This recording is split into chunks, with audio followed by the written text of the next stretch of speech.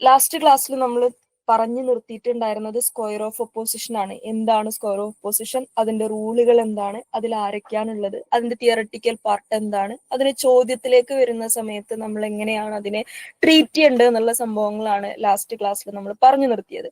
ഇനി നമ്മൾ പറഞ്ഞൊരു കാര്യമുണ്ട്, ലോജിക്കൽ റീസണിങ്ങിലേക്ക് വരുന്ന സമയത്ത് ലോജിക്കലി എങ്ങനെയാണ് ഒരു സിലോജിസം എന്താന്ന് ഫസ്റ്റ് ക്ലാസ്സിൽ നമ്മൾ പറഞ്ഞിട്ടുണ്ട്. നമ്മൾ ഒരു വട്ടം കൂടി പറയും, അതിന്റെ ബാക്കി സംഭവങ്ങൾ എക്സ്റ്റെൻഡ് ചെയ്ത് പറയുന്ന സമയത്ത് പ്രിമൈസിലൂടെ തെളിയിക്കപ്പെടുന്ന കൺക്ലൂഷനും, ഇതാണ് ആ ഒരു സെറ്റിനെയാണ് സിലോജിസം എന്ന് വിളിക്കുന്നത്. ആ സിലോജിസത്തിന്റെ വാലിഡിറ്റി ചെക്ക് ചെയ്യുക എന്നുള്ളതാണ് ലോജിക്കൽ റീസണിങ്ങിന്റെ ഒരു പ്രാക്ടിക്കൽ സൈഡ് എന്ന് പറയുന്നത്. നമുക്ക് ക്വസ്റ്റ്യൻ ആയിട്ട് വരുമ്പോൾ ഒരു പ്രാക്ടിക്കൽ സൈഡ്. അപ്പോൾ ആ വാലിഡിറ്റി ചെക്ക് ചെയ്യാൻ പല മാർഗങ്ങളുണ്ട്. ഓക്കെ, ഒരുപാട് മാർഗങ്ങളുണ്ട്. ഒരു 4ഓളം മെത്തേഡുകൾ നമ്മൾ തന്നെ പഠിക്കുന്നുണ്ട്. അതിൽ ആദ്യത്തെ മെത്തേഡായ വെൻ ഡയഗ്രാം മെത്തേഡാണ് നമ്മൾ ഇന്ന് തുടങ്ങണേ. അതിന് മുമ്പ് നമുക്കൊരു കുഞ്ഞു സാധനം കൂടി പറഞ്ഞു നിർത്താനുണ്ട്, ബിക്കോസ് അതൊരു ഷുവർ ക്വസ്റ്റ്യൻ ആയതുകൊണ്ടാണ്. അതായത് 2 ടൈപ്പ് വേർഡ്സ് ഉണ്ടെന്നും പല ടൈപ്പ് ഡെഫിനിഷൻസ് ഉണ്ടെന്നും പഠിക്കാനുണ്ട്. ഓക്കെ, നമ്മള് സ്റ്റേറ്റ്മെന്റുകൾ അല്ലെങ്കിൽ സെന്റൻസുകളുടെ ടൈപ്പ് തുടക്കത്തിൽ പഠിച്ചിട്ടുണ്ടായിരുന്നു. അതേപോലെ ലോജിക്കൽ റീസണിങ്ങിന്റെ ഒരു തിയറട്ടിക്കൽ പാർട്ടിലേക്ക് വരുന്ന സമയത്ത് വാക്കുകൾ 2 രീതിയിലാണെന്നും, അതേപോലെ ഡെഫിനിഷനുകൾ നമ്മളൊരു സംഭവത്തെ നിർവചിക്കുമ്പം അത് പല രീതിയിലാണെന്നും എന്നുള്ളൊരു ടോപ്പിക്കും കൂടി നമുക്ക് ഇവിടെ പഠിക്കാനുണ്ട്, ലോജിക്കൽ റീസണിങ്ങിൽ പഠിക്കാനുണ്ട്. ഓക്കെ, ഇതെങ്ങനെയാ ക്വസ്റ്റ്യൻ വരിക എന്ന് ചോദിച്ചു കഴിഞ്ഞാൽ ആ ടൈപ്പ് സംഭവത്തെ തന്നിട്ട് ഐഡന്റിഫൈ ചെയ്യാനാണ് വരിക. നമുക്കത് പറഞ്ഞതിന് ശേഷം അതിന്റെ ക്വസ്റ്റ്യൻ സംഭവങ്ങളെ കുറിച്ചൊന്ന് പറയാം. ഇതൊരു ഈസി സാധനമാണ്. നമ്മൾ പണ്ട് സ്കൂളിലൊക്കെ ഗ്രാമർ ഒക്കെ പഠിക്കുന്ന സമയത്തൊക്കെ ടീച്ചർ പറഞ്ഞു തന്നിട്ടുണ്ടാവും, അല്ലെങ്കിൽ അതിന്റെ മീനിങ് പഠിപ്പിക്കുന്ന സമയത്തൊക്കെ പറഞ്ഞു തന്ന സംഭവമായിരിക്കും. ഒരു വാക്കിന്റെ ഡിനോട്ടേറ്റീവ് മീനിങ്ങും ഒരു വാക്കിന്റെ കൊണോട്ടേറ്റീവ് മീനിങ്ങും എന്ന് പറയും. ഡിനോട്ടേഷൻ ഓഫ് എ വേർഡ് അല്ലെങ്കിൽ ഡിനോട്ടേഷൻ എന്ന് പറഞ്ഞാൽ ആ വാക്ക് ഡിനോട്ട് ചെയ്യുന്നത് എന്താണ്, അല്ലെങ്കിൽ ആ വാക്ക് ഡയറക്റ്റ്ലി അർത്ഥമാക്കുന്നത് എന്താണ്, ആ വാക്കിന് ഡിക്ഷണറി കൊടുത്ത അർത്ഥം എന്താണ്, അതിന്റെ ലിറ്ററൽ മീനിങ് എന്താണ്, അതിന്റെ വാച്യാർത്ഥം എന്താണ് എന്നുള്ള സാധനമാണ് എന്ത്, ഡിനോട്ടേഷൻ ഓഫ് എ വേർഡ് അല്ലെങ്കിൽ ഡിനോട്ടേറ്റീവ് മീനിങ് എന്നുള്ളതുകൊണ്ട് അർത്ഥമാക്കുന്നത്. ഇനി കൊണോട്ടേറ്റീവ് മീനിങ് അല്ലെങ്കിൽ കൊണോട്ടേഷൻ ഓഫ് എ വേർഡ് എന്ന് പറഞ്ഞു കഴിഞ്ഞാൽ ആ വാക്കിന്റെ ആന്തരികാർത്ഥം എന്താണ്, ആ വാക്കിൽ ഇംപ്ലൈഡ് ആയിരിക്കുന്ന ഡിക്ഷണറിക്കൽ മീനിങ്ങിനും അപ്പുറത്തേക്കുള്ള അർത്ഥം എന്താണ്, ആ വാക്കുമായിട്ട് അസോസിയേറ്റ് ചെയ്ത് നിൽക്കുന്ന ഹ്യൂമൻ ഇമോഷൻ എന്താണ്, ആ ഇമോഷൻ കാരണമായിട്ട് അതിന് വരുന്ന മീനിങ് എന്താണ്. ഇതാണ് കൊണോട്ടേഷൻ അല്ലെങ്കിൽ കൊണോട്ടേറ്റീവ് മീനിങ് എന്ന് പറയുന്നത്. ആ കൊണോട്ടേറ്റീവ് മീനിങ്ങിനെ നമുക്ക് ഡിക്ഷണറിയിൽ കണ്ടെത്താൻ പറ്റൂല, കാരണം ഓരോ കൾച്ചറിലും അത് ചിലപ്പോൾ ഡിഫറെന്റ് മീനിങ് ആയിരിക്കും, ഓരോ കോണ്ടെക്സ്റ്റിനും അതിൽ പല മീനിങ് ആയിരിക്കും വരിക. ഫോർ എക്സാമ്പിൾ പറയുകയാണെങ്കിൽ റെഡ് എന്ന് പറയുന്ന വാക്കിന് ഡിക്ഷണറി കൊടുക്കുന്ന മീനിങ്, അതിന്റെ ഒഫീഷ്യൽ മീനിങ്, അതിന്റെ ഡിക്ഷണറിക്കൽ മീനിങ്, അതിന്റെ ലിറ്ററൽ മീനിങ്, അതിന്റെ ഡിനോട്ടേറ്റീവ് മീനിങ്, അതൊരു വെറും നിറമാണ്, അതൊരു കളറാണ്, ഇറ്റ്സ് ജസ്റ്റ് എ കളർ എന്ന് പറയുന്ന മീനിങ് ആണ് ഡിക്ഷണറി അതിന് കൊടുക്കുന്നത്. അതാണ് അതിന്റെ denotative meaning, it's A colour എന്ന് പറയുന്ന സാധനം. കൊണോട്ടേറ്റീവ് മീനിങ് എന്ന് പറയുമ്പോൾ ആ റെഡ് എന്ന് പറയുന്ന കളർ, റെഡ് എന്ന് പറയുന്ന വാക്ക് മറ്റെന്തുമായിട്ടൊക്കെ അസോസിയേറ്റ് ചെയ്തിരിക്കുന്നു, അല്ലെങ്കിൽ അതിന്റെ ഇപ്പൊ റെഡ് എന്ന് പറയുന്ന സമയത്ത് ഉള്ളിൽ പ്രണയമുള്ള ആള് അതിനെ പ്രണയം എന്നാണ് വായിക്കുക, ഉള്ളിൽ പേടിയുള്ള ഒരാള് അതിനെ ഡേഞ്ചർ എന്നാണ് വായിക്കുക, സ്ഥിരമായി വണ്ടി ഓടിച്ചുകൊണ്ടിരിക്കുന്ന ഒരു ഡ്രൈവർ ആണെങ്കിൽ അയാൾ അതിനെ ട്രാഫിക് സിഗ്നലിൽ കാണുന്ന സ്റ്റോപ്പ് സൈൻ ആയിട്ടാണ് അതിനെ റീഡ് ചെയ്യുന്നത്. ഓക്കെ, എന്താണോ ആ കളർ നമ്മളിലേക്ക് കൊണ്ടുവരുന്ന ഇമോഷൻ, അതാണ് ആ വാക്കിന് നമ്മൾ കൊടുക്കുന്ന മീനിങ്. ഈ കൊണോട്ടേറ്റീവ് മീനിങ് ആളുകൾക്കനുസരിച്ച് മാറിക്കൊണ്ടേയിരിക്കും, സിറ്റുവേഷൻസ് അനുസരിച്ച് മാറിക്കൊണ്ടേയിരിക്കും, കൾച്ചർ അനുസരിച്ച് മാറിക്കൊണ്ടേയിരിക്കും. അതിനെ ഡിക്ഷണറിയിൽ കണ്ടെത്താൻ പറ്റൂല, അതെന്ത് ചെയ്തിരിക്കും, അത് ഇമോഷനുമായിട്ട് കണക്റ്റഡ് ആണ്. അതിനെയാണ് കൊണോട്ടേറ്റീവ് മീനിങ് എന്ന് വിളിക്കുക. ഈ 2 കോൺസെപ്റ്റ് കത്തിയിട്ടുണ്ടോ.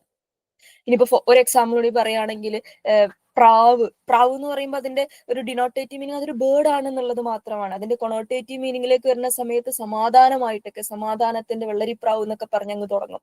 കുറച്ചും കൂടി അതൊരു ഓർണമെന്റൽ ആയിട്ടുള്ള ആലങ്കാരികമായിട്ടുള്ള മീനിങ് കൊടുക്കപ്പെട്ടതിന് സാഹിത്യാത്മകമായിട്ടുള്ള മീനിങ് കിട്ടും എന്നുള്ള സാധനം. ഇനി ഇതെങ്ങനെയാണ് ചോദ്യം വരാറുള്ളത് എന്ന് ചോദിച്ചു കഴിഞ്ഞാൽ ഡിനോട്ടേറ്റീവ് മീനിങ് എന്താണെന്നും കൊണോട്ടേറ്റീവ് മീനിങ് എന്താണെന്നും ചോദിച്ചുകൊണ്ട്, അതായത് ഡിനോട്ടേഷൻ എന്താണ്, കൊണോട്ടേഷൻ നമ്മളിപ്പോ പറഞ്ഞ സാധനങ്ങൾ ഉണ്ടല്ലോ, ലിറ്ററൽ മീനിങ് ആണ്, ഡിക്ഷണറിക്കൽ മീനിങ് ആണ്, അത് ആ കൊണോട്ടേറ്റീവിലേക്ക് വരുമ്പോൾ ആംബിഗസ് അല്ലെങ്കിൽ ഒരു ഇംപ്ലൈഡ് മീനിങ് ആണ്, ഇമോഷൻ അസോസിയേറ്റഡ് ആണ്, അതിന്റെ ഡബിൾ മീനിങ് ആണ്, ദ സെക്കൻഡ് മീനിങ് ആണ് എന്നൊക്കെ പറയുന്ന സാധനങ്ങൾ ഉണ്ടല്ലോ. ഇത് വെച്ചിട്ട് ഒരു സെന്റൻസ് അങ്ങ് ഡെഫിനിഷൻ അങ്ങ് തരും. ആ ഡെഫിനിഷൻ ഡിനോട്ടേഷനെ കുറിച്ചുള്ളതാണോ കൊണോട്ടേഷനെ കുറിച്ചുള്ളതാണോ എന്ന് ചോദിച്ചു വരാറുണ്ട്. പിന്നെ ഡിനോട്ടേഷനെയും കൊണോട്ടേഷനെയും കുറിച്ചുള്ള സ്റ്റേറ്റ്മെന്റുകൾ ഒരു 5-6 തന്നിട്ട് അതിന്റെ അകത്ത് ഡിനോട്ടേഷന്റെ ട്രൂ സ്റ്റേറ്റ്മെന്റ് എന്താണ് അല്ലെങ്കിൽ ഫോൾസ് സ്റ്റേറ്റ്മെന്റ് എന്താണ്, കൊണോട്ടേഷന്റെ ട്രൂ സ്റ്റേറ്റ്മെന്റ് എന്താണ്, കൊണോട്ടേഷനെ കുറിച്ചുള്ള ഫോൾസ് സ്റ്റേറ്റ്മെന്റ് എന്താണ്, അത് ഐഡന്റിഫൈ ചെയ്യാനാണ് ചോദിക്കാറ്. അല്ലാതെ വാക്ക് തന്ന ഡിനോട്ടേഷൻ എന്താണ്, വാക്ക് തന്ന കൊണോട്ടേഷൻ എന്താണെന്ന് ചോദിക്കാറില്ല. Okay, it's a sure question. പലവട്ടം ആവർത്തിക്കപ്പെട്ട ഒരു കോൺസെപ്റ്റ് ആണ്. ഓക്കെ അല്ലേ? Can we move? ഓക്കെ, ഇനി അടുത്തൊരു ടോപ്പിക്കാണ്. അടുത്ത ടോപ്പിക് നമ്മൾ വാക്കിന്റെ ടൈപ്പ് പറഞ്ഞതുപോലെ, മുമ്പ് സെന്റൻസിന്റെ ടൈപ്പ് പറഞ്ഞ പോലെ, നമ്മൾ കൊടുക്കുന്ന നിർവചനങ്ങൾക്ക് അതിന്റെ സ്വഭാവം അനുസരിച്ച് ഡിഫൈൻ ചെയ്യാറുണ്ട്. ഇത് പണ്ട് ചിലപ്പോൾ നമ്മൾ സ്കൂളിലൊക്കെ പഠിച്ചിട്ടുണ്ടാവും. എനിക്കിത് 10th പഠിച്ചൊരു ഓർമ്മയുണ്ട്. ഇംഗ്ലീഷ് ടെക്സ്റ്റ് ബുക്കിൽ കേരള സിലബസിൽ പഠിച്ചൊരു ഓർമ്മയുണ്ട്. അതായത് ഡെഫിനിഷൻസിന്റെ സ്വഭാവം അനുസരിച്ച്, പക്ക ഇംഗ്ലീഷാണ്, ലോജിക്കൽ റീസണിംഗ് തിയറി ഒന്നല്ല കേട്ടോ അത്, പക്ഷെ ലോജിക്കൽ റീസണിംഗിലാണ് ഈ ടോപ്പിക് വരിക. ഓക്കെ, ഡെഫിനിഷൻസിന് നമ്മൾ കൊടുക്കാറുള്ള ടൈപ്പുകൾ അതിന്റെ സ്വഭാവം അനുസരിച്ച്: lexical definition, persuasive definition, stipulative definition, theoretical definition, precise definition, ഇത്രയും ടൈപ്പുകൾ. അപ്പൊ ഈ ടൈപ്പുകളെ ഇതിന്റെ പേര് സൂചിപ്പിക്കുന്ന അർത്ഥം എന്താണോ അത് തന്നെയാണ് അതിന്റെ മീനിങ് എന്ന് പറയുന്നത്. ലെക്സിക്കൽ എന്നുള്ള ഇംഗ്ലീഷ് വാക്കിന് എന്ത് മീനിങ് ആണോ ഡിക്ഷണറി കൊടുക്കുന്നത് അതാണ് അതെന്താണെന്നുള്ളത്. ഓക്കെ, അതിലപ്പുറത്തേക്ക് പുതിയ സംഭവങ്ങൾ നമ്മൾ ആലോചിക്കേണ്ട പോലുമില്ല. വാക്കിനെ ഓർത്താൽ മതി, അതിന്റെ മീനിങ് ഓർത്താൽ മതി, അതെന്താണെന്നുള്ളത് അതിൽ തന്നെ ഉണ്ട്. ദ വേർഡ് ഇറ്റ് സെൽഫ് അത് ഇംപ്ലൈഡ് ആണ് എന്നുള്ളതാണ്. അപ്പൊ ലെക്സിക്കൽ എന്നുള്ള വാക്കിന്റെ അർത്ഥം, ലെക്സിക്കോളജി എന്ന് പറഞ്ഞൊരു ബ്രാഞ്ച് തന്നെ ഉണ്ട്. വാക്കുകളെ കുറിച്ച് പഠിക്കുന്ന അല്ലെങ്കിൽ ഡിക്ഷണറി ഉണ്ടാക്കുന്നതിനെ കുറിച്ചൊക്കെ പഠിക്കുന്ന ശാസ്ത്രശാഖയ്ക്ക് പറയുന്ന പേരാണ് ലെക്സിക്കോളജി.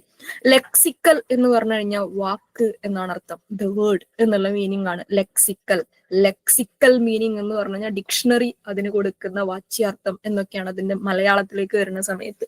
അപ്പൊ ലെക്സിക്കൽ എന്ന് പറഞ്ഞ ഒരു വാക്കിന് അതിന്റെ ഡിക്ഷണറിക്കൽ മീനിങ് എന്താണ്, അതാണ് ലെക്സിക്കൽ ഡെഫിനിഷൻ. ഒരു വാക്കിന് ഡിക്ഷണറി കൊടുക്കുന്ന നിർവചനം എന്താണോ അതാണ് ലെക്സിക്കൽ ഡെഫിനിഷൻ. അത് അതിന്റെ ഫോർമൽ ഡെഫിനിഷൻ ആയിരിക്കും, അത് അതിന്റെ ഒഫീഷ്യൽ ഡെഫിനിഷൻ ആയിരിക്കും, അല്ലെ? അതിനപ്പുറത്തേക്ക് നിങ്ങൾ അതിന് വേറെ എന്ത് ഡിനോട്ടേറ്റീവ് മീനിങ് കൊടുത്താലും ഡെഫിനിഷൻ കൊടുത്താലും അതൊക്കെ സബ്ജക്റ്റീവ് ആണ്. അതിനൊരിക്കലും നമുക്ക് ലെക്സിക്കൽ ഡെഫിനിഷൻ എന്ന് പറയാൻ പറ്റില്ല. ലെക്സിക്കൽ ഡെഫിനിഷൻ എല്ലായ്പ്പോഴും ഡിപ്പെൻഡ്സ് ഓൺ ദ ഡിക്ഷണറി ആയിരിക്കും, depends on the official meaning of the word ആയിരിക്കും. ഓക്കെ, ഒരു വാക്കിന് നിങ്ങൾ കൊടുക്കുന്ന ഡിക്ഷണോറിക്കൽ ഡെഫിനിഷൻ ആണ് എന്ത്, ലെക്സിക്കൽ ഡെഫിനിഷൻ എന്ന് പറയുന്നത്. കത്തിയോ? ഓക്കെ, ഫോർ എക്സാമ്പിൾ പറയുകയാണെങ്കിൽ ലവ് എന്ന് പറയുന്ന വാക്കിന് ഇറ്റ്സ് ആൻ ഇമോഷൻ എന്നാണ് ഡിക്ഷണറി കൊടുക്കുന്ന ഡെഫിനിഷൻ. ബാക്കിയുള്ള എല്ലാ അർത്ഥങ്ങളും നമ്മൾ എങ്ങനെയാണോ അതിനെ ഫീൽ ചെയ്തത് അതിനനുസരിച്ച് കൊടുക്കുന്ന സാധനമാണ്. ഓക്കെ, ദൈവം, ഇമോഷൻ, ഇങ്ങനത്തെ സാധനങ്ങൾക്കൊക്കെ ഡിക്ഷണറി കൊടുക്കുന്നത് ഭയങ്കര ഫോർമൽ ആയിട്ടുള്ള മീനിങ് ആയിരിക്കും. നമ്മൾ ഓരോ വ്യക്തികളിലേക്കും വരുമ്പോഴാണ് അത് എന്തായി മാറുന്നത്, സബ്ജക്റ്റീവ് ആയിട്ടുള്ള പല പല നിർവചനങ്ങളായിട്ട് മാറുന്നത്. ഡിക്ഷണറി കൊടുക്കുന്നത് is known as lexical definition. ഇനി പെർസ്വേസീവ് ഡെഫിനിഷൻ. പെർസ്വേസീവ് അല്ലെങ്കിൽ പെർസ്വേഡ് ചെയ്യുക എന്നുള്ള വാക്കിന്റെ അർത്ഥം തന്നെ നമ്മൾ ഒരാളെ നിർബന്ധിക്കുക എന്നുള്ളതാണ്. പഠിക്കാൻ പെർസ്വേഡ് ചെയ്യുക, അല്ലെങ്കിൽ എന്തെങ്കിലും ഒരു അൺഎത്തിക്കൽ ആയിട്ടുള്ള സാധനം ചെയ്യാൻ പെർസ്വേഡ് ചെയ്യുക, അല്ലെങ്കിൽ ഒരു നല്ല സാധനം ചെയ്യാൻ ഒരാളെ നിർബന്ധിക്കുക, അയാളെ പുഷ് ചെയ്യുക. ഇതാണ് എന്ത്, പെർസ്വേഡ് ചെയ്യുക എന്നുള്ള വാക്കിന്റെ അർത്ഥം. അതിന്റെ കുറച്ചും കൂടി എന്താ പറയാ ഒരു അഡ്ജക്റ്റീവ് ഫോമിലുള്ള ഒരു ഫോമാണ് പെർസ്വേസീവ് എന്ന് പറയുന്ന സാധനം. പെർസ്വേഡ് ചെയ്യുക, ഒരാളെ അത് ചെയ്യാൻ നിർബന്ധിക്കുക, ഒരാളെ അത് വിശ്വസിക്കാൻ നിർബന്ധിക്കുക, അയാളെ ടെംപ്റ്റ് ചെയ്യുക, അയാളത് ചെയ്യാൻ വേണ്ടി വീണ്ടും വീണ്ടും പ്രകോപിപ്പിക്കുകയോ ചെയ്യണതിനെ. പ്രചോദിപ്പിക്കുക എന്ന് പറയുമ്പോൾ അത് കുറച്ചുകൂടി പോസിറ്റീവ് സൈഡായി. ഇതേ സാധനം നെഗറ്റീവ് സാധനങ്ങളെയും പെർസ്വേഡ് ചെയ്യാം, അത് പ്രകോപിപ്പിക്കൽ എന്നുള്ളൊരു ആസ്പെക്റ്റിലേക്ക് വരും. ഒരാളെ നമ്മളൊരു കാര്യം ഞാൻ ടെംപ്റ്റ് ചെയ്യുന്ന സാധനങ്ങളെയൊക്കെ പെർസ്വേഡ് എന്നാണ് വിളിക്കുക. അപ്പോ നമ്മളൊരു വാക്കിന്റെ അല്ലെങ്കിൽ ഒരു കോൺസെപ്റ്റിന്റെ മീനിങ്, ഡെഫിനിഷൻ ഇതാണ് എന്ന് നമ്മൾ പറയുന്ന ഡെഫിനിഷനാണ് ശരിയെന്ന് ഒരാള് നമ്മൾ നിർബന്ധിച്ച് എന്താ പറയാ അത് അക്സെപ്റ്റ് ചെയ്യിപ്പിക്കുകയാണെങ്കിൽ അതിനെയാണ് പെർസ്വേസീവ് ഡെഫിനിഷൻ. ഫോർ എക്സാമ്പിൾ പറയുകയാണെങ്കിൽ അബോർഷൻ, LGBT, ട്രാൻസ്ജെൻഡർ കോൺസെപ്റ്റുകൾ, അതേപോലെ എന്താ പറയാ നമ്മള് സൊസൈറ്റി പലപ്പോഴും ഇരട്ട താപ്പുകളിൽ അല്ലെങ്കിൽ നമ്മൾ പല പല അഭിപ്രായങ്ങൾ റൈസ് ചെയ്യാറുള്ള പല ടോപ്പിക്കുകളുണ്ടല്ലോ. അതിൽ പെട്ടതാണ് LGBT, അബോർഷൻ പോലെ ടോപ്പിക്കുകൾ. വേണമെന്ന് പറയുന്നവരുണ്ട്, വേണ്ട എന്ന് പറയുന്നവരുണ്ട്, അത് നല്ലതാണെന്ന് പറയുന്നവരുണ്ട്, ചീത്തയാണ്. അത് ഡിപ്പെൻസ്, ഓരോരുത്തരുടെ പേഴ്സണൽ വ്യൂ പോയിന്റ് അനുസരിച്ചിരിക്കും. ഓക്കെ, അപ്പൊ അതിനെ സപ്പോർട്ട് ചെയ്യുന്ന ആളുകൾ എന്ത് സംഭവിക്കും? സപ്പോർട്ട് ചെയ്യുന്ന ആളുകൾ അതിനെക്കുറിച്ച് സംസാരിക്കുമ്പോഴൊക്കെ അപ്പുറം നിൽക്കുന്ന മനുഷ്യനോട് അതിനെ സപ്പോർട്ട് ചെയ്യണം എന്നാണ് അയാൾ നിരന്തരം പറഞ്ഞുകൊണ്ടിരിക്കുക. ഒപ്പോസ് ചെയ്യുന്ന ആളുകളെ ഓപ്പോസിറ്റ് നിൽക്കുന്ന മനുഷ്യനോട് അത് ഒപ്പോസ് ചെയ്യുന്നതിനെ കുറിച്ചാണ് സംസാരിക്കുക. അപ്പൊ അപ്പുറത്ത് നിൽക്കുന്ന ആളെ നമ്മൾ അതിന് കൊടുത്ത ഡെഫിനിഷൻ എന്താ പറയാ ആക്സെപ്റ്റ് ചെയ്യണമെന്ന് നിർബന്ധിപ്പിക്കുക. അങ്ങനെ നിർബന്ധപൂർവം നമ്മൾ ഉണ്ടാക്കിയ ഡെഫിനിഷനെയാണ് പെർസ്വേസീവ് ഡെഫിനിഷൻ എന്ന് വിളിക്കുക. അത് വ്യക്തികൾക്കനുസരിച്ച് മാറിക്കൊണ്ടേയിരിക്കും, കൾച്ചറിനനുസരിച്ച് മാറിക്കൊണ്ടേയിരിക്കും, കോൺസെപ്റ്റുകൾക്കനുസരിച്ച് മാറിക്കൊണ്ടേയിരിക്കും.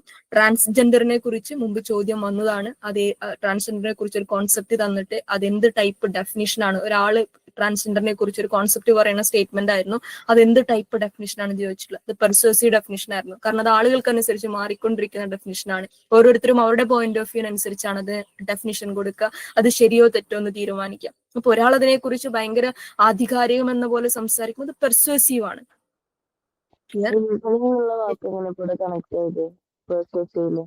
എങ്ങനെ ക്ലിയർ ആയില്ല? റീജിയണൽ എന്ന് അതായത് ഇവിടെ പെർസ്യൂസീവിന്റെ കാര്യത്തില് ഇവിടെ റീസണിങ് എന്ന വാക്ക് ഹൈലൈറ്റ് ചെയ്ത് കൊടുത്തിട്ടുണ്ടല്ലോ, അവിടെ എങ്ങനെയാണ് ആ വാക്ക് കണക്ട് ആവുന്നതെന്നാ ചോദിച്ചത്. പെർസ്യൂസീവ് റീജിയണൽ റീസണിങ് എന്നല്ലേ ഇവിടുത്തെ? അതെ, റീസണിങ്. അതായത് നമുക്ക് പറയാനുള്ളൊരു കാര്യം ലോജിക്കൽ ആണെന്ന് അപ്പുറം നിൽക്കുന്ന ആളെ നമ്മൾ തോന്നിപ്പിക്കാം. ഇപ്പൊ സപ്പോസ് പൊളിറ്റിക്കൽ ലീഡേഴ്സ് ഒക്കെ സംസാരിക്കുന്ന സമയത്ത് പൊളിറ്റിക്കൽ ലീഡേഴ്സ് അവരെ സപ്പോർട്ട് ചെയ്യുന്ന ആളുകള് എന്തുകൊണ്ടാണ് അവരെ സപ്പോർട്ട് ചെയ്യുന്നത്? അവര് പറയുന്നത് ശരിയാണ് എന്ന് അവര് ലോജിക് ആൻഡ് റീസണിങ് ഉള്ള രീതിയിൽ പറയാണ്. അതിനെല്ലാവരും ആക്സെപ്റ്റ് ചെയ്യുന്നില്ലല്ലോ. ഇപ്പൊ ഏതെങ്കിലും ഒരു പാർട്ടിയുടെ, ഏത് പാർട്ടി ആയിക്കോട്ടെ, പൊളിറ്റിക്കൽ ലീഡർ ഭയങ്കരമായിട്ടുള്ള പ്രസംഗങ്ങൾ നടത്തുന്നു, ലോകത്തുള്ള മനുഷ്യന്മാർ മുഴുവൻ അയാളുടെ പിന്നാലെ പോകുന്നില്ല, അയാളെ സപ്പോർട്ട് ചെയ്യുന്നവർ മാത്രമേ അയാളുടെ പിന്നാലെ പോകുന്നുള്ളൂ. ആ സപ്പോർട്ട് ചെയ്യുന്ന ആളുകൾ അയാളെ സപ്പോർട്ട് ചെയ്യാനുള്ള കാരണം എന്താ? അയാൾ മുമ്പ് പ്രസംഗിച്ചപ്പോഴേക്ക് അത് ലോജിക്കലാണ്, റീസണിങ് ഉള്ളതാണെന്ന് അവർക്ക് തോന്നി. അങ്ങനെ തോന്നിപ്പിക്കാൻ അയാൾ ഉണ്ടാക്കിയിട്ടുള്ള അല്ലെങ്കിൽ അയാൾ പറഞ്ഞിട്ടുള്ള അയാളുടെ പോയിന്റ് ഓഫ് വ്യൂയിലെ കാരണങ്ങൾ ഉണ്ടാവും. അത് ശരിയോ തെറ്റോ എന്തോ ആയിക്കോട്ടെ. That's through reasoning. ഈ റീസണിങ് എന്ന് പറയുന്ന സാധനം പെർസ്വേസീവ് ഡെഫിനിഷനിലേക്ക് വരുന്ന സമയത്ത് ഡിപ്പെൻസ് ഓൺ ദ പറയുന്ന പേഴ്സൺ ആണ്. ഓക്കെ, ക്ലിയർ ആയി എന്ന് കരുതുന്നു കോൺസെപ്റ്റ്. ഓക്കെ, ഇനി അടുത്ത സ്റ്റിപ്പുലേറ്റീവ് ഡെഫിനിഷൻ. സ്റ്റിപ്പുലേറ്റീവ് ഡെഫിനിഷൻ എന്ന് പറഞ്ഞാൽ നമ്മളൊരു കാര്യത്തെ സ്റ്റിപ്പുലേറ്റ് ചെയ്യാന്ന് പറയും. സ്റ്റിപ്പുലേറ്റ് ചെയ്യാന്ന് പറയുമ്പം നമ്മൾ അതിനെ മാനിപ്പുലേറ്റ് ചെയ്യുക എന്ന് പോലുള്ളൊരു മീനിങ് ആണ്. അതായത് സിംപ്ലി പറഞ്ഞു കഴിഞ്ഞാൽ സ്റ്റിപ്പുലേറ്റീവ് ഡെഫിനിഷൻ എന്ന് പറഞ്ഞാൽ ഒരു പുതിയൊരു ഡെഫിനിഷൻ നമ്മൾ എന്ത് ചെയ്യാണ്, കോയിൻ ചെയ്യാണ് എന്ന് വേണമെങ്കിൽ പറയാം. Type of definition in which, അത് അങ്ങനെ തന്നെയാണ് മുമ്പ് സ്റ്റേറ്റ്മെന്റ് ആയിട്ട് ക്വസ്റ്റ്യനിൽ ചോദിച്ചിട്ടുണ്ടായിരുന്നത്. A type of definition in which a new or currently existing term is given a new specific meaning for the purpose of argument. അതായത് നിലനിൽക്കുന്ന, പക്ഷെ അതായത് അതിങ്ങനെ ഒഫീഷ്യൽ വേർഡ് ആയിട്ടൊന്നും ഡിക്ലെയർ ചെയ്തിട്ടൊന്നും ഉണ്ടാവില്ല, പക്ഷെ ആ വാക്ക് സൊസൈറ്റിയിൽ ഉണ്ടാവും. പക്ഷെ ഇങ്ങനെ ഒഫീഷ്യലി ഡിക്ലെയർ ചെയ്യാതെ ആ വാക്കിനെ ഇങ്ങനെ എല്ലാവരും ഇങ്ങനെ ഉപയോഗിച്ചുകൊണ്ടിരിക്കുന്നത്. ഇപ്പൊ സെൽഫി എന്നുള്ള വാക്ക് എടുത്തു നോക്കാം. സെൽഫി എന്നുള്ള വാക്ക് ഈ അടുത്ത കാലത്താണ് ഡിക്ഷണറി ആക്സെപ്റ്റ് ചെയ്തത്. അതിനു മുമ്പും ഈ സെൽഫി എടുക്കാൻ തുടങ്ങിയ കാലം മുതലേ സെൽഫി എന്ന് പറയുന്ന വാക്ക് സൊസൈറ്റിയിൽ അല്ലെങ്കിൽ നമ്മുടെ കമ്മ്യൂണിറ്റിക്ക് അകത്ത് എന്ത് ചെയ്തിട്ടുണ്ട്, നിരന്തരം സർക്കുലേറ്റ് ചെയ്യുന്ന ഒരു വാക്കാണ്. പക്ഷെ അതിനെ ഡിക്ഷണറിയിലേക്ക് അടുത്ത കാലത്ത് എടുക്കാനാണ് ആർക്ക് തോന്നിയത്? ഒഫീഷ്യൽ ഡിക്ഷണറി ഉണ്ടാക്കുന്ന ടീമുകൾക്ക് തോന്നിയിട്ടുള്ളത്. അപ്പൊ ഈ സെൽഫി എന്ന് പറയുന്ന വാക്ക് ഇവിടെ എക്സിസ്റ്റ് ചെയ്തിരുന്ന ഒരു പുതിയ വാക്കായിരുന്നു. ആ പുതിയ വാക്കിന് പുതിയ മീനിങ്ങുകളൊക്കെ കൊടുക്കുന്ന, ഇപ്പം അടിപൊളി എന്നുള്ള വാക്കുകൾ, അടിപൊളി എന്ന് പറയുന്ന വാക്ക്, അതേപോലെ ഇപ്പോൾ ജെൻസി കുട്ടികൾ ഉപയോഗിച്ചുകൊണ്ടിരിക്കുന്ന പല വാക്കുകൾ, ബെസ്റ്റി വാക്കുകൾ, ഇതൊന്നും ഡിക്ഷണറി എടുത്തിട്ടില്ല ആക്ച്വലി. ഓക്കെ, അപ്പൊ ഈ ഡിക്ഷണറി എടുക്കുന്നതിന് മുമ്പും ആ വാക്കുകൾ ഇവിടെ ഉണ്ടായിരുന്നു, പുതിയ വാക്കുകളായിട്ടാണ് വന്നത്. ആ പുതിയ വാക്കുകൾക്ക് പുതിയ അർത്ഥതലങ്ങൾ ഉണ്ടാവുന്നു. കുറച്ചും കൂടി കാലം കഴിഞ്ഞ സമയത്ത് ഇതേ വാക്കിന് മറ്റു പല അർത്ഥങ്ങളും സൊസൈറ്റി കൊടുത്തേക്കാം, അല്ലെങ്കിൽ ട്രെൻഡ് മാറുന്നതിനനുസരിച്ച് വാക്കുകൾ മാറിയേക്കാം. അപ്പൊ അങ്ങനെ നമ്മൾ പറയുന്ന ഡെഫിനിഷൻ, ഒരു പുതിയ വാക്ക് നമ്മൾ കോയിൻ ചെയ്യുന്നു, ആ പുതിയ വാക്കിന് നമ്മൾ പുതിയ അർത്ഥങ്ങൾ ഉണ്ടാക്കുന്നു, അതൊരു ട്രെൻഡ് ആയിട്ട് മാറുന്നു. അത്തരം വാക്കുകൾക്ക് കൊടുക്കുന്ന ഡെഫിനിഷനുകളെ, അത്തരം വാക്കുകളുടെ മീനിങ് പറയാൻ വേണ്ടി നമ്മൾ പറയുന്ന നമ്മുടെ ലോജിക്സ് ഉണ്ടല്ലോ, അത് പറഞ്ഞുറപ്പിക്കാൻ വേണ്ടി നമ്മൾ പറയുന്ന സാധനങ്ങൾ, അതിനെയാണ് എന്ത് വിളിക്കുന്നത്? സ്റ്റിപ്പുലേറ്റീവ് മീനിങ് എന്ന് വിളിക്കുന്നത്. സത്യം പുതിയൊരു വാക്ക് അതിന്റെ ഡെഫിനിഷൻ എങ്ങനെ കൊടുക്കാം? Types of definition type of definition in which a new or currently question paper അങ്ങനെ തന്നെ എടുത്ത സ്റ്റേറ്റ്മെന്റ് ആണ് or currently existing term is given a new specific meaning. സൊസൈറ്റിയിൽ ഓൾറെഡി ആളുകൾ സൊസൈറ്റിയിൽ ഉപയോഗിച്ചുകൊണ്ടിരുന്നതാണ്, ഡിക്ഷണറിയിലേക്ക് അതിന് എടുക്കുന്നില്ല, അത് വേറൊരു കോൺസെപ്റ്റ് ആണ്. സൊസൈറ്റിയിൽ കറന്റ് ഉപയോഗിച്ചുകൊണ്ടിരുന്ന ഒരു വാക്കിന് പുതിയ അർത്ഥതലങ്ങൾ അങ്ങനെ ഉണ്ടാക്കാൻ വേണ്ടി നമ്മൾ കൊടുക്കുന്ന ആർഗ്യുമെന്റ്, നമ്മൾ കൊടുക്കുന്ന definition is known as stipulative definition. Clear? ഈ ഗൂഗിളിംഗ് ഒക്കെ അങ്ങനെ വന്നതല്ലേ? ഗൂഗിളിംഗ് അങ്ങനെ വന്നതാണ്, സെൽഫി അങ്ങനെ വന്നതാണ്. ഓക്കെ, ഇനി ഈ സ്റ്റിപ്പുലേറ്റീവ് വാക്കുണ്ടല്ലോ, അല്ലെങ്കിൽ സ്റ്റിപ്പുലേറ്റീവ് ഡെഫിനിഷൻ കുറെ കഴിയുന്ന സമയത്ത് ഇത് നാട്ടുകാർ മൊത്തം ഉപയോഗിക്കും, ഇത് ഉപയോഗിക്കാത്ത ആൾക്കാരുണ്ടാവില്ല. ആ സ്റ്റിപ്പുലേറ്റീവ് ഡെഫിനിഷൻ ആണ് പിന്നീട് എന്തായി മാറുന്നത്? ലെക്സിക്കൽ ഡെഫിനിഷൻ ആയി മാറുന്നത്. ഇന്ന് സെൽഫി സ്റ്റിപ്പുലേറ്റീവ് അല്ല, ഇന്ന് സെൽഫി ലെക്സിക്കൽ ആയി മാറിയിട്ടുണ്ട്. ഇപ്പൊ റീസെന്റ് ആയിട്ട് ജെൻസിയിലെ കുറച്ച് വാക്കുകൾ എന്ത് ചെയ്തിട്ടുണ്ട്? ലെക്സിക്കൽ ആയി മാറിയിട്ടുണ്ട്. ഡിക്ഷണറി എടുത്തു അത് കഴിഞ്ഞ മാസം, മുമ്പത്തെ മാസം എങ്ങാണ്ട്. അപ്പൊ സ്റ്റിപ്പുലേറ്റീവ് ഡെഫിനിഷൻസ് കാലക്രമേണ എന്തായി മാറും? നശിച്ചു പോയില്ല എങ്കിൽ നിരന്തരം ആളുകൾ, ഒരു മെജോറിറ്റി പോപ്പുലേഷനും അത് നിരന്തരം ഉപയോഗിച്ചുകൊണ്ടിരിക്കുന്ന ഒരു ഡെയിലി ലൈഫിലെങ്കിൽ ഈ സ്റ്റിപ്പുലേറ്റീവ് മീനിങ് എന്തായി മാറും? ലെക്സിക്കൽ മീനിങ് ആയിട്ട് മാറും. ക്ലിയർ? സ്റ്റിപ്പുലേറ്റീവ് ആണ് ലെക്സിക്കൽ ആവുന്നത്. ഓക്കെ, ഇനി അടുത്താണ് തിയററ്റിക്കൽ മീനിങ്, അല്ലെങ്കിൽ തിയററ്റിക്കൽ മീനിങ് അല്ല, തിയററ്റിക്കൽ ഡെഫിനിഷൻ. തിയററ്റിക്കൽ ഡെഫിനിഷൻ എന്ന് പറഞ്ഞാൽ ഒരു കോൺസെപ്റ്റിന് നമ്മൾ കൊടുക്കുന്ന തിയറി പ്രകാരമുള്ള മീനിങ് എന്താണ്? അത് സിംപ്ലി പറഞ്ഞാൽ, നമ്മൾ ഈ കൊറോണ സമയത്ത് ഈ ക്വാറന്റൈൻ എന്നൊക്കെ ഉപയോഗിച്ചിട്ടില്ലായിരുന്നോ? ക്വാറന്റൈൻ ഓൾറെഡി ഇംഗ്ലീഷിലുള്ള വാക്കാണ്. ഓക്കെ, നമ്മള് കറക്റ്റ് മീനിങ് എന്താണ്? എങ്ങനെ? സ്റ്റിപ്പുലേറ്റീവ് എന്നുള്ളതിന്റെ കറക്റ്റ് മീനിങ് എന്താണെന്നറിയാം? സ്റ്റിപ്പുലേറ്റീവിന്റെ മലയാളം മീനിങ് ഗൂഗിൾ ചെയ്ത് നോക്കേണ്ടി വരും. വെയിറ്റ്, ഊഹിച്ച് പറയാ എന്നുള്ളതാണ് അതിന് കറക്റ്റ് മീനിങ് മലയാളം വേർഡായിട്ട് ഗൂഗിള് പറയുന്നത്. നമ്മൾ അതിന് കൊടുക്കുന്ന ഒരു ഊഹം, ഒരു വേർഡ്, സൊസൈറ്റി അതിനിട്ട് കൊടുക്കുന്ന ഒരു വാക്ക് എന്നുള്ളൂ. അതിന് പ്രത്യേകിച്ച് ഇപ്പം ലോജിക് ഒന്നും ഉണ്ടായിക്കൊള്ളുന്നു. ഇപ്പൊ ബെസ്റ്റി എന്നുള്ള വാക്ക് ജെൻസി കുട്ടികൾ ഉപയോഗിച്ചുകൊണ്ടിരിക്കുന്ന വാക്കാണ്. അതിന് നമുക്ക് മുമ്പുള്ള, അല്ലെങ്കിൽ നമ്മുടെയൊക്കെ പാരന്റ്സിന്റെ ജനറേഷൻ ചിലപ്പോൾ അതിനെ ബെസ്റ്റ് ഫ്രണ്ട് എന്നുള്ള രീതിയിലൊക്കെ ആയിരിക്കും റീഡ്. പക്ഷെ അതിന്റെ മീനിങ് ബെസ്റ്റ് ഫ്രണ്ട് അല്ലല്ലോ. ഇറ്റ്സ് എ കൈൻഡ് ഓഫ് റിലേഷൻഷിപ്പും അല്ല, ബെസ്റ്റ് ഫ്രണ്ടും അല്ലാത്ത കൈൻഡ് ഓഫ് മീനിങ് ആണ് കുട്ടികൾ കൊടുക്കുന്നത്. അപ്പൊ ജസ്റ്റ് അതിങ്ങനെ ഒരു സിസ്റ്റത്തിന്റെ ഭാഗമായിട്ട്, കൾച്ചറിന്റെ ഭാഗമായിട്ട് ഉണ്ടായി വരുന്ന മീനിങ് ആണ്. അതെങ്ങനെ ഉണ്ടായി എന്ന് വെച്ചാൽ നമുക്ക് അതിന്റെ റൂട്ട്സ് പോലും ഫൈൻഡ് ചെയ്യാൻ പറ്റില്ല, എവിടുന്ന് ഉണ്ടായി എന്നുള്ളത്. പക്ഷെ അത് ഉണ്ടായിട്ടുണ്ട്, അതൊന്നും ഇങ്ങനെ സർക്കുലേറ്റ് ചെയ്യുന്നുണ്ട്. കുറച്ചുകൂടി കഴിയുമ്പോൾ അതെന്താവും? ലെക്സിക്കൽ ആവും. ക്ലിയർ? ഓക്കെ, ഇനി തിയറട്ടിക്കൽ ഡെഫിനിഷനിലേക്ക് വരുമ്പോൾ നമ്മളൊരു കാര്യത്തിന് കൊടുക്കുന്നത് തിയറട്ടിക്കൽ ഡെഫിനിഷൻ എന്ന് പറയും. അതായത് സിംപ്ലി പറയുകയാണെങ്കിൽ, മുമ്പ് ചോദിച്ചതാണ് വെള്ളത്തിന്റെ ഉപ്പിന്റെ ഒക്കെ ഒരു കേസ് മുമ്പ് എക്സാമിന് ചോദിച്ചാണ്, കുറച്ച് മുമ്പ് പഴയ ക്വസ്റ്റ്യൻ പേപ്പറിൽ ചോദിച്ചാണ്.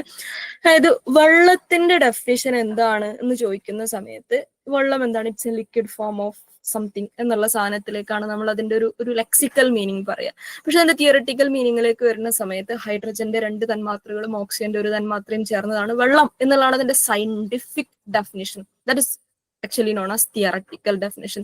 തിയറി പ്രകാരം, സയൻസിന്റെ തിയറി പ്രകാരം നിങ്ങൾ അതിന് എന്ത് ഡെഫിനിഷൻ കൊടുക്കുന്നുവോ അതാണ് തിയറട്ടിക്കൽ ഡെഫിനിഷൻ എന്ന് പറയുന്നത്. അതിനെ പക്ഷെ നിങ്ങൾക്ക് ഡിക്ഷണറിയിൽ കാണാൻ പറ്റില്ല. ഡിക്ഷണറിയിൽ വെള്ളത്തിന്റെ ഡെഫിനിഷൻ ഒരിക്കലും ഹൈഡ്രജന്റെ 2 തന്മാത്രയും ഓക്സിജന്റെ 1 തന്മാത്രയും നല്ല ഉണ്ടാവുക, അതൊരു ലിക്വിഡ് ഫോം ആണെന്ന് മാത്രമേ ഉണ്ടാവുള്ളൂ. പക്ഷെ നിങ്ങൾക്ക് അതിന്റെ തിയറട്ടിക്കൽ ഡെഫിനിഷൻ എവിടെ കാണാം? സയൻസ് പുസ്തകങ്ങളിൽ കാണാം. ഇപ്പൊ ഉപ്പ് എന്താണെന്ന് ചോദിക്കുമ്പോൾ ഒരു സലൈൻ നാച്ചുറൽ സാധനമാണെന്നാണ് നമ്മൾ എന്തുണ്ടാവുക, ചിലപ്പോൾ ഡിക്ഷണറിയിൽ ഉണ്ടാവുക. നേരെ മറിച്ച് അതിന്റെ തിയറട്ടിക്കൽ ഡെഫിനിഷനിലേക്ക് നോക്കുന്ന സമയത്ത് സോഡിയം ക്ലോറൈഡ് ആണ് എന്ന് പറയേണ്ടി വരും. ഓക്കെ, അപ്പൊ തിയറട്ടിക്കലി ആ ഒരു ഏരിയയിൽ അതിനെന്താണ് സയന്റിഫിക്കലി പറയുക, അതാണ് എന്ത്? തിയറട്ടിക്കൽ ഡെഫിനിഷൻ എന്ന് പറയുന്നത്. ക്ലിയർ? ഇനിയാണ് പ്രിസൈസ് ഡെഫിനിഷൻ. പ്രിസൈസ് എന്ന് പറഞ്ഞാൽ കൃത്യമായത് എന്നുള്ളതാണ് അർത്ഥം. പ്രിസൈസ് ആയിട്ടുള്ള ഡെഫിനിഷൻ, അക്യുറേറ്റ് ആയിട്ടുള്ളത്, എക്സാക്റ്റ് ആയിട്ടുള്ളത്, കറക്റ്റ് ആയിട്ടുള്ളത്, റൈറ്റ് ആയിട്ടുള്ളത് എന്നുള്ള അർത്ഥമാണ് എന്ത്? പ്രിസൈസ് എന്ന് പറയുന്ന വാക്കിന്റെ അർത്ഥം. അതായത് ഒരു കാര്യത്തിന് നമ്മൾ സ്റ്റാൻഡേർഡ് ആയിട്ടുള്ള, ഫാക്ച്വൽ ആയിട്ടുള്ള, വളരെ കൃത്യമായ ഒരു ഡെഫിനിഷൻ കൊടുക്കുകയാണെങ്കിൽ അതാണ് പ്രിസൈസ് മീനിങ്. ഫോർ എക്സാമ്പിൾ പറയുകയാണെങ്കിൽ, BPL-നകത്ത് പെട്ട, അല്ലെങ്കിൽ നിങ്ങൾ ബിലോ പോവർട്ടി ലെവൽ എന്ന് പറയുമ്പം how can you define it? അതിന് ഗവൺമെന്റ് കൃത്യമായിട്ട് ഡെഫിനിഷൻ കൊടുക്കുന്നുണ്ട്.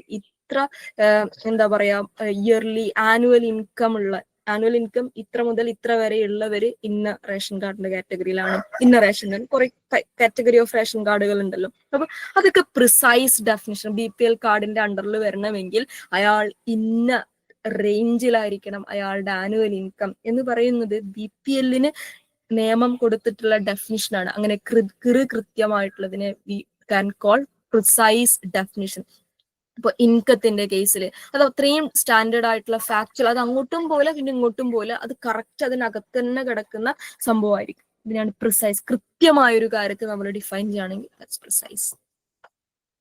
ഓക്കെ, പ്രിസൈസിന് മുമ്പ് BPL കാർഡിന്റെ ആണ് കേട്ടോ എക്സാമ്പിൾ ചോദിച്ചേ. ഒന്നുകൂടെ പറയാമോ? ഒരു കാര്യത്തിന് നമ്മൾ കൊടുക്കുന്ന കൃത്യമായ ഡെഫിനിഷൻ. ഫോർ എക്സാമ്പിൾ, BPL കാർഡിന് നിങ്ങൾ കൊടുക്കുന്ന BPL ബിലോ പോവർട്ടി ലെവലിൽ വരുന്നവർ ആരൊക്കെ, അതെന്താണ് എന്ന് ചോദിക്കുമ്പോൾ നിങ്ങൾ എന്ത് ഡെഫിനിഷനാണ് കൊടുക്കാൻ ചോദിക്കുമ്പോൾ നിയമം അതിന് കൃത്യമായിട്ട് പറയുന്നുണ്ട്. ഇത്ര എമൗണ്ട് മുതൽ ഇത്ര എമൗണ്ട് വരെ, അല്ലെങ്കിൽ ഇത്ര എമൗണ്ടിൽ താഴെ ഉള്ള ആനുവൽ ഇൻകം വാങ്ങുന്ന എല്ലാ കുടുംബങ്ങളും BPL അണ്ടറിലാണ് എന്ന് പറയുന്നത് അവിടെ ഫാക്ച്വൽ ആയിട്ടുള്ള ഒരു ഇൻഫർമേഷൻ ആണ്. കൃത്യമായിട്ട് അവിടെ എമൗണ്ട് പറയുന്നുണ്ട്. അത് പിന്നെ അങ്ങോട്ടും ഇല്ല ഇങ്ങോട്ടും ഇല്ല, അതാണ് അത്. സ്റ്റാൻഡേർഡ് ഡെഫിനിഷൻ എന്നൊക്കെ നമ്മൾ പ്രിസൈസിനെ പറയും. ഇത്രയാണ് ടൈപ്സ് ഓഫ് ഡെഫിനിഷൻ. നമ്മൾ ഇനി ഇതിന്റെ പ്രാക്ടിക്കൽ സൈഡിലേക്കല്ല, ലോജിക്കൽ റീസണിങ്ങിന്റെ ഒരു പ്രാക്ടിക്കൽ സൈഡിലേക്ക് പോവാണ്. നമ്മൾ സ്ക്വയർ ഓഫ് പൊസിഷൻ കഴിഞ്ഞു, പിന്നെ കുറച്ച് ബേസിക് ആയിട്ടുള്ള കുറച്ച് കാര്യങ്ങൾ കഴിഞ്ഞ ഈ ക്ലാസ് ഇപ്പൊ നമ്മൾ പറഞ്ഞതടക്കമുള്ള കുറച്ച് കാര്യങ്ങൾ പറഞ്ഞു. ഇനി നമ്മൾ വാലിഡിറ്റി ചെക്ക് ചെയ്യുക എന്ന് പറഞ്ഞൊരു സംഭവമുണ്ട്. ഞാൻ നേരത്തെ പറഞ്ഞ സിലോജിസം എന്ന് പറയുന്ന സാധനം, പ്രിമൈസുകളിൽ നിന്ന് നിങ്ങൾ ഉണ്ടാക്കിയ കൺക്ലൂഷൻ വാലിഡ് ആണോ? നമ്മൾ വാലിഡ് സെന്റൻസുകളെ കുറിച്ച് പറഞ്ഞ സമയത്ത് ഫസ്റ്റ് ക്ലാസ്സിലോ സെക്കൻഡ് ക്ലാസ്സിലോ പറഞ്ഞിട്ടുണ്ട്, വാലിഡ് ആവണമെങ്കിൽ പ്രിമൈസിനെ സപ്പോർട്ട് ചെയ്യുന്ന, അല്ലെങ്കിൽ പ്രിമൈസിൽ നിന്ന് എടുത്തതാണ്, പ്രിമൈസിൽ നിന്ന് ഉണ്ടായതാണ് എന്ന് പറയപ്പെടുന്ന കൺക്ലൂഷൻ വേണം. ഓക്കെ, കൺക്ലൂഷൻ ശരിയാവണമെങ്കിൽ പ്രിമൈസിന്റെ സ്ട്രക്ചർ, പ്രിമൈസ് ശരിയാവണം. പ്രിമൈസ് ശരിയാണെങ്കിൽ കൺക്ലൂഷൻ ശരിയായിരിക്കും. ഇനി ചില കേസിൽ പ്രിമൈസ് ശരിയായിരിക്കും, പക്ഷെ കൺക്ലൂഷൻ മനുഷ്യന്മാരാണല്ലോ, എഴുതി വരുമ്പം പറഞ്ഞു വരുമ്പോഴൊക്കെ തെറ്റാനുള്ള സാധ്യതയുണ്ട്. ഇപ്പൊ കൺക്ലൂഷൻ തെറ്റാവാനുള്ള സാധ്യതയുണ്ട്, നമ്മൾ എഴുതി വരുമ്പം തെറ്റാവാനുള്ള സാധ്യതയുണ്ട്. അപ്പൊ നമ്മൾ സ്വാഭാവികമായും അത് ശരിയാണോ തെറ്റാണോ എന്നുള്ള വാലിഡിറ്റി ചെക്ക് ചെയ്യണം. അങ്ങനെ വാലിഡിറ്റി ചെക്ക് ചെയ്യാൻ, നിങ്ങൾ എഴുതിയ സിലോജിസത്തിന്റെ കൺക്ലൂഷൻ വാലിഡ് ആണോ എന്ന് ചെക്ക് ചെയ്യുന്നതിന് വേണ്ടി എന്തുണ്ട്, വാലിഡിറ്റി ചെക്കിംഗ് മെത്തേഡുകൾ ഉണ്ട്. ഈ വാലിഡിറ്റി ചെക്കിംഗ് മെത്തേഡുകളാണ് നമുക്ക് പലപ്പോഴും ക്വസ്റ്റ്യൻ പേപ്പറിൽ ചെയ്യാനുണ്ടാവാറുള്ളത്. ഓക്കെ, നോക്കാം നമുക്ക്. ഇപ്പൊ വാലിഡിറ്റി ചെക്കിംഗ് എന്ന് പറയുന്ന സമയത്ത് അവിടെ പല മെത്തേഡുകൾ ഉണ്ട്. നമുക്ക് 3 മെത്തേഡുകളെ പഠിക്കാനുള്ളൂ. നമ്മുടെ സിലബസ് പ്രകാരം നമുക്ക് 3 മെത്തേഡുകൾ മാത്രമേ എവിടെ പഠിക്കാനുള്ളൂ, വാലിഡിറ്റി ചെക്കിങ്ങിൽ പഠിക്കാനുള്ളൂ. അതില് ആദ്യത്തേത് അനലിറ്റിക്കൽ മെത്തേഡാണ്, രണ്ടാമത്തേത് മൂഡ് ആൻഡ് ഫിഗർ മെത്തേഡാണ്, മൂന്നാമത്തേത് വെൻ ഡയഗ്രം മെത്തേഡാണ്. Analytical method, mood and figure method, Venn diagram method. ഇതിൽ അനലിറ്റിക്കൽ മെത്തേഡും മൂഡ് ആൻഡ് ഫിഗർ മെത്തേഡും വെച്ചിട്ട് അതിന്റെ തിയറി പാർട്ട് എന്നൊക്കെ ചോദ്യം ചോദിക്കാറുണ്ട്. വെൻ ഡയഗ്രത്തിന് കാര്യമായിട്ട് തിയറി ഒന്നും ഇല്ലാത്തതുകൊണ്ട് അതിന് പ്രാക്ടിക്കൽ ടൈപ്പ് ക്വസ്റ്റ്യൻസ് ആണ് വരാറുള്ളത്. മറ്റേത് പ്രാക്ടിക്കലും വരും തിയറിയും വരും. അപ്പൊ എന്ന് വിചാരിച്ച് ഭയങ്കര ഭീകര സംഭവമാണെന്നൊന്നും വിചാരിക്കേണ്ട. കുറച്ച് തിയറികൾ, ആ തിയറി അപ്ലൈ ചെയ്യാൻ പറ്റുക എന്നുള്ള സംഭവമാണ്. അപ്പം analytical method, mood and figure method, Venn diagram method, ഇവിടുന്ന് അങ്ങോട്ട് ഞാൻ പറയുന്ന കാര്യങ്ങളുണ്ട്. അതായത് ഇവിടുന്ന് അങ്ങോട്ട് നമ്മൾ ലാസ്റ്റ്, അത് ലോജിക്കൽ റീസണിങ്ങിന്റെ അവസാന സെഷൻ എത്തുന്നത് വരെയും ഞാൻ പറയുന്ന കാര്യങ്ങള് കൃത്യമായിട്ട് മനസ്സിലാക്കണം. എവിടെയെങ്കിലും ഒരു കുഞ്ഞു ഡൗട്ട് ആണെങ്കിൽ പോലും ക്ലാരിഫൈ ചെയ്തിട്ട് വേണം എന്ത് ചെയ്യാൻ, പോകാൻ വേണ്ടിയിട്ട്. കാരണം എവിടെയെങ്കിലും ഒന്ന് മിസ്സായ പിന്നെ അതിന്റെ അടുത്ത സെഷനിൽ പറയുന്നതോ അടുത്ത പോയിന്റ് ആയിട്ട് പറയുന്ന സാധനങ്ങളോ നിങ്ങൾക്ക് മനസ്സിലാവില്ല. കണക്റ്റഡ് ആണ് എല്ലാം ഇനി വരാൻ പോകുന്നതൊക്കെ. അപ്പൊ നമ്മൾ ഇതിൽ ആദ്യം ഏറ്റവും ഈസി മെത്തേഡായ വെൻ ഡയഗ്രം മെത്തേഡാണ് എന്ത് ചെയ്യുക, ആദ്യം പഠിക്കുക. അനലിറ്റിക്കൽ മെത്തേഡും മൂഡ് ആൻഡ് ഫിഗർ മെത്തേഡും ഒക്കെ നമ്മൾ എന്ത് ചെയ്യും, നമ്മൾ പിന്നീടാണ് പഠിക്കുക. ഓക്കെ, അപ്പൊ നമുക്ക് നോക്കാം. നമുക്ക് എന്തായാലും വെൻ ഡയഗ്രം മെത്തേഡിലേക്ക് കടക്കാം. വെൻ ഡയഗ്രം മെത്തേഡ് എന്ന് പറയുമ്പോൾ റൗണ്ട് വരച്ചിട്ട് കാര്യങ്ങൾ മനസ്സിലാക്കുക എന്നുള്ള സംഭവമാണ്. അപ്പൊ അതിൽ തിയറിറ്റിക്കൽ സാധനങ്ങളായിട്ട് ഒന്നും പറയാനില്ല. ഡയഗ്രം വരയ്ക്കുക, വട്ടം വരച്ചിട്ട് ആ സെന്റൻസിന്റെ വാലിഡിറ്റി ചെക്ക് ചെയ്യുക എന്നുള്ള സംഭവമാണ് നടന്നുകൊണ്ടിരിക്കുന്നത്. അപ്പൊ നോക്കാം. നമുക്ക് കുറച്ച് ചോദ്യങ്ങൾ ചെയ്താൽ വെൻ ഡയഗ്രം കംപ്ലീറ്റ് ആയി. ഓക്കെ, വെൻ ഡയഗ്രം കംപ്ലീറ്റ് ആയി എന്നുള്ളതാണ്. നോക്കാം നമുക്ക്. Moving to the first question. ഞാൻ ആദ്യത്തേത് കുറച്ചുകൂടെ ഞാനിങ്ങനെ ചെയ്തു തരും, പിന്നെ നിങ്ങൾ ഒറ്റയ്ക്ക് എനിക്ക് ആൻസർ പറഞ്ഞു തരണം കേട്ടോ. പേന എടുക്കണ്ടേ. രണ്ടല്ല 3 സ്റ്റേറ്റ്മെന്റുകൾ തന്നിട്ടുണ്ട്. അതായത് 3 പ്രിമൈസുകൾ തന്നിട്ടുണ്ട്. എന്നിട്ട് അതിൽ നിന്നുണ്ടാവാൻ സാധ്യതയുള്ള 4 കൺക്ലൂഷൻസ് തന്നിട്ടുണ്ട്. അതിലേത് കൺക്ലൂഷൻ ആയിരിക്കും മേൽപ്പറഞ്ഞ 3 പ്രിമൈസുകളുടെ വാലിഡ് കൺക്ലൂഷൻ? അത് കണ്ടുപിടിക്കാൻ വേണ്ടത്. 3 സ്റ്റേറ്റ്മെന്റ് തന്നിട്ടുണ്ട്. ആ 3 സ്റ്റേറ്റ്മെന്റുകളിൽ നിന്നുണ്ടാവാൻ സാധ്യതയുള്ള കൺക്ലൂഷനിൽ ഏതൊക്കെയാണ് വാലിഡ് താഴെ തന്നിരിക്കുന്നതെന്ന് ചോദിച്ചാൽ, അപ്പൊ ഇതിന്റെ മേലെ തന്ന സെന്റൻസുകൾ വായിക്കുമ്പം അതിന്റെ അർത്ഥം വെച്ച് ആലോചിക്കുന്ന സമയത്ത് നമുക്കത് കിട്ടൂല. Okay, some pens are pencil, all rubbers are tables, all pencils are rubber എന്നൊക്കെ പറയുമ്പോൾ നമുക്ക് എന്ത് ചെയ്യൂല, അതിന്റെ മീനിങ് വെച്ച് ചില പെന്ന് പെൻസിലാണ്, എല്ലാ റബ്ബറും ടേബിൾ ആണ്, എല്ലാ പെൻസിലും റബ്ബറാണ് എന്ന് പറയുമ്പോൾ അതിന്റെ മീനിങ് വെച്ച് ഇങ്ങനെ ആലോചിക്കുമ്പം ഇതിൽ ഏതാണ് കൺക്ലൂഷനിലേക്ക് വരുമ്പോൾ ഏത് വരും എന്നുള്ളത് ഐഡന്റിഫൈ ചെയ്യാൻ ഭയങ്കര ബുദ്ധിമുട്ടായിരിക്കും. കുറേ നേരം ഇരുന്ന് വായിക്കേണ്ടി വരും. ചിലപ്പോൾ കിട്ടാൻ, ചിലപ്പോൾ കിട്ടാതാവാം. അപ്പൊ പെട്ടെന്ന് കിട്ടാൻ വേണ്ടിയാണ് എന്ത് ചെയ്യുന്നത്, ഈ മെത്തേഡുകൾ അപ്ലൈ ചെയ്യുന്നത്. അനലിറ്റിക്കൽ മെത്തേഡും മൂഡ് ആൻഡ് ഫിഗർ മെത്തേഡും വെൻ ഡയഗ്രാം മെത്തേഡും ഒക്കെ. ഏറ്റവും എളുപ്പമുള്ള മാർഗം വെൻ ഡയഗ്രാം മെത്തേഡാണ്. ഓക്കെ, പക്ഷെ അത് എല്ലാ കേസിലും അപ്ലൈ ചെയ്യാൻ പറ്റാത്തതുകൊണ്ടാണ് മറ്റേ പല മെത്തേഡുകളും എന്ത് ചെയ്യുന്നത് വന്നിട്ടുള്ളത് എന്നുള്ളതാണ്. അപ്പൊ നോക്കാം നമുക്ക്. അപ്പൊ എങ്ങനെയാണ് ഈ ഒരു കോണ്ടെക്സ്റ്റിൽ നമുക്ക് വെൻ ഡയഗ്രാം വരച്ചതിനെ സോൾവ് ചെയ്യാൻ പറ്റുക എന്നുള്ളതാണ്. അപ്പൊ നമ്മൾക്ക് ആദ്യം തന്ന സ്റ്റേറ്റ്മെന്റുകൾ ഉണ്ടല്ലോ, some pens are pencil, all rubber are table, all pencils are rubber. ഈ 3 എണ്ണത്തിനെയാണ് നമ്മൾ എന്ത് ചെയ്യേണ്ടത്, നമ്മൾ വെൻ ഡയഗ്രാം ആയിട്ട് വരയ്ക്കേണ്ടത്. അപ്പൊ നമുക്ക് നോക്കാം. സം പെൻസ് ആർ പെൻസിൽ, ചില പെന്ന് പെൻസിലാണ്. സം പെൻസ്, അപ്പൊ പെന്നിന് നമ്മളൊരു വട്ടം വരയ്ക്കാം. This is for pen, this is for pen. അപ്പൊ ഈ പെന്നിന്റെ വട്ടത്തിനകത്ത് ഗ്രൂപ്പ് ഓഫ് പെൻ ആണ്. സം പെൻസ് ആർ പെൻസിൽ, ചില പെന്ന് പെൻസിലാണ്, ചില പെന്ന് പെൻസിലാണ്. അപ്പൊ ചില പെന്ന് പെൻസിലാണ്. ഞാൻ വേറൊരു ഇതെടുക്കട്ടെ, ഇതിൽ ചിലപ്പോൾ നമുക്ക് മായ്ക്കാൻ ബുദ്ധിമുട്ടായിരിക്കും. ഞാൻ വേറൊരു ക്യാൻവയുടെ ഒരു സ്ക്രീൻ എടുക്കട്ടെ, ഷെയർ ആയാന്ന് പറയണേ. ഇതിൽ നമ്മൾ വിചാരിക്കുന്നത് ചിലപ്പോൾ നമുക്ക് മായ്ക്കാൻ പറ്റൂല, എല്ലാം കൂടി മായ്ക്കേണ്ടി വരും. വിസിബിൾ അല്ലേ? ജസ്റ്റ് ഒന്ന് തംസപ്പ് ചെയ്ത് നമുക്ക് തുടങ്ങാം. യെസ്, ഓക്കെ, നമുക്ക് കുറച്ചുകൂടി നമുക്ക് കൺവീനിയന്റ് ആയിരിക്കും. ഓക്കെ, നമുക്ക് അവിടെ തന്ന സ്റ്റേറ്റ്മെന്റുകൾ നമുക്ക് എന്ത് ചെയ്യാം, നമുക്കൊന്നും ഇങ്ങോട്ട് എഴുതാം. സം പെൻസ് ആർ പെൻസിൽ അല്ലേ, സം പെൻസ് ആർ റബ്ബർ അല്ലേ? Some pencils are pen. ക്വസ്റ്റ്യനിലുള്ള സ്റ്റേറ്റ്മെന്റ് ആണ് ഞാൻ ഇങ്ങോട്ട് എഴുതുന്നത്. Okay, some pens are pencil. രണ്ടാമത്തെ all rubbers are tables, all rubbers are. ഇതിന്റെ മീനിങ്ങും ആ മീനിങ്ങിലെ ലോജിക്കും ഒന്നും ആലോചിക്കരുത് കേട്ടോ. അതാണ് ഞാൻ ആദ്യമേ പറഞ്ഞത്, ലോജിക്കൽ റീസണിങ്ങിൽ പ്രത്യേകിച്ചുള്ള ലോജിക് ഒന്നും ഉണ്ടാവില്ല എന്നുള്ളത്. All pencil are rubber, all pencil are rubber. ഇപ്പൊ ചോദ്യത്തിൽ തന്നിട്ടുള്ള സ്റ്റേറ്റ്മെന്റുകൾ ഇതാണ്. ഈ സ്റ്റേറ്റ്മെന്റ് വെച്ചിട്ട് താഴെ തന്നിരിക്കുന്ന ഏതൊക്കെ കൺക്ലൂഷൻസ് ട്രൂ ആയിരിക്കുമെന്നാണ് നമ്മളോട് ചോദിച്ചത്. അപ്പൊ കൺക്ലൂഷനിൽ തന്ന സ്റ്റേറ്റ്മെന്റുകൾ കൂടി ഞാൻ എന്ത് ചെയ്യാം, ഇവിടേക്ക് എഴുതാം. നമുക്ക് മാച്ച് ചെയ്യണല്ലോ. ഇത് ചോദ്യമാണ്, അതായത് ഇത് പ്രിമൈസ് ആണ്.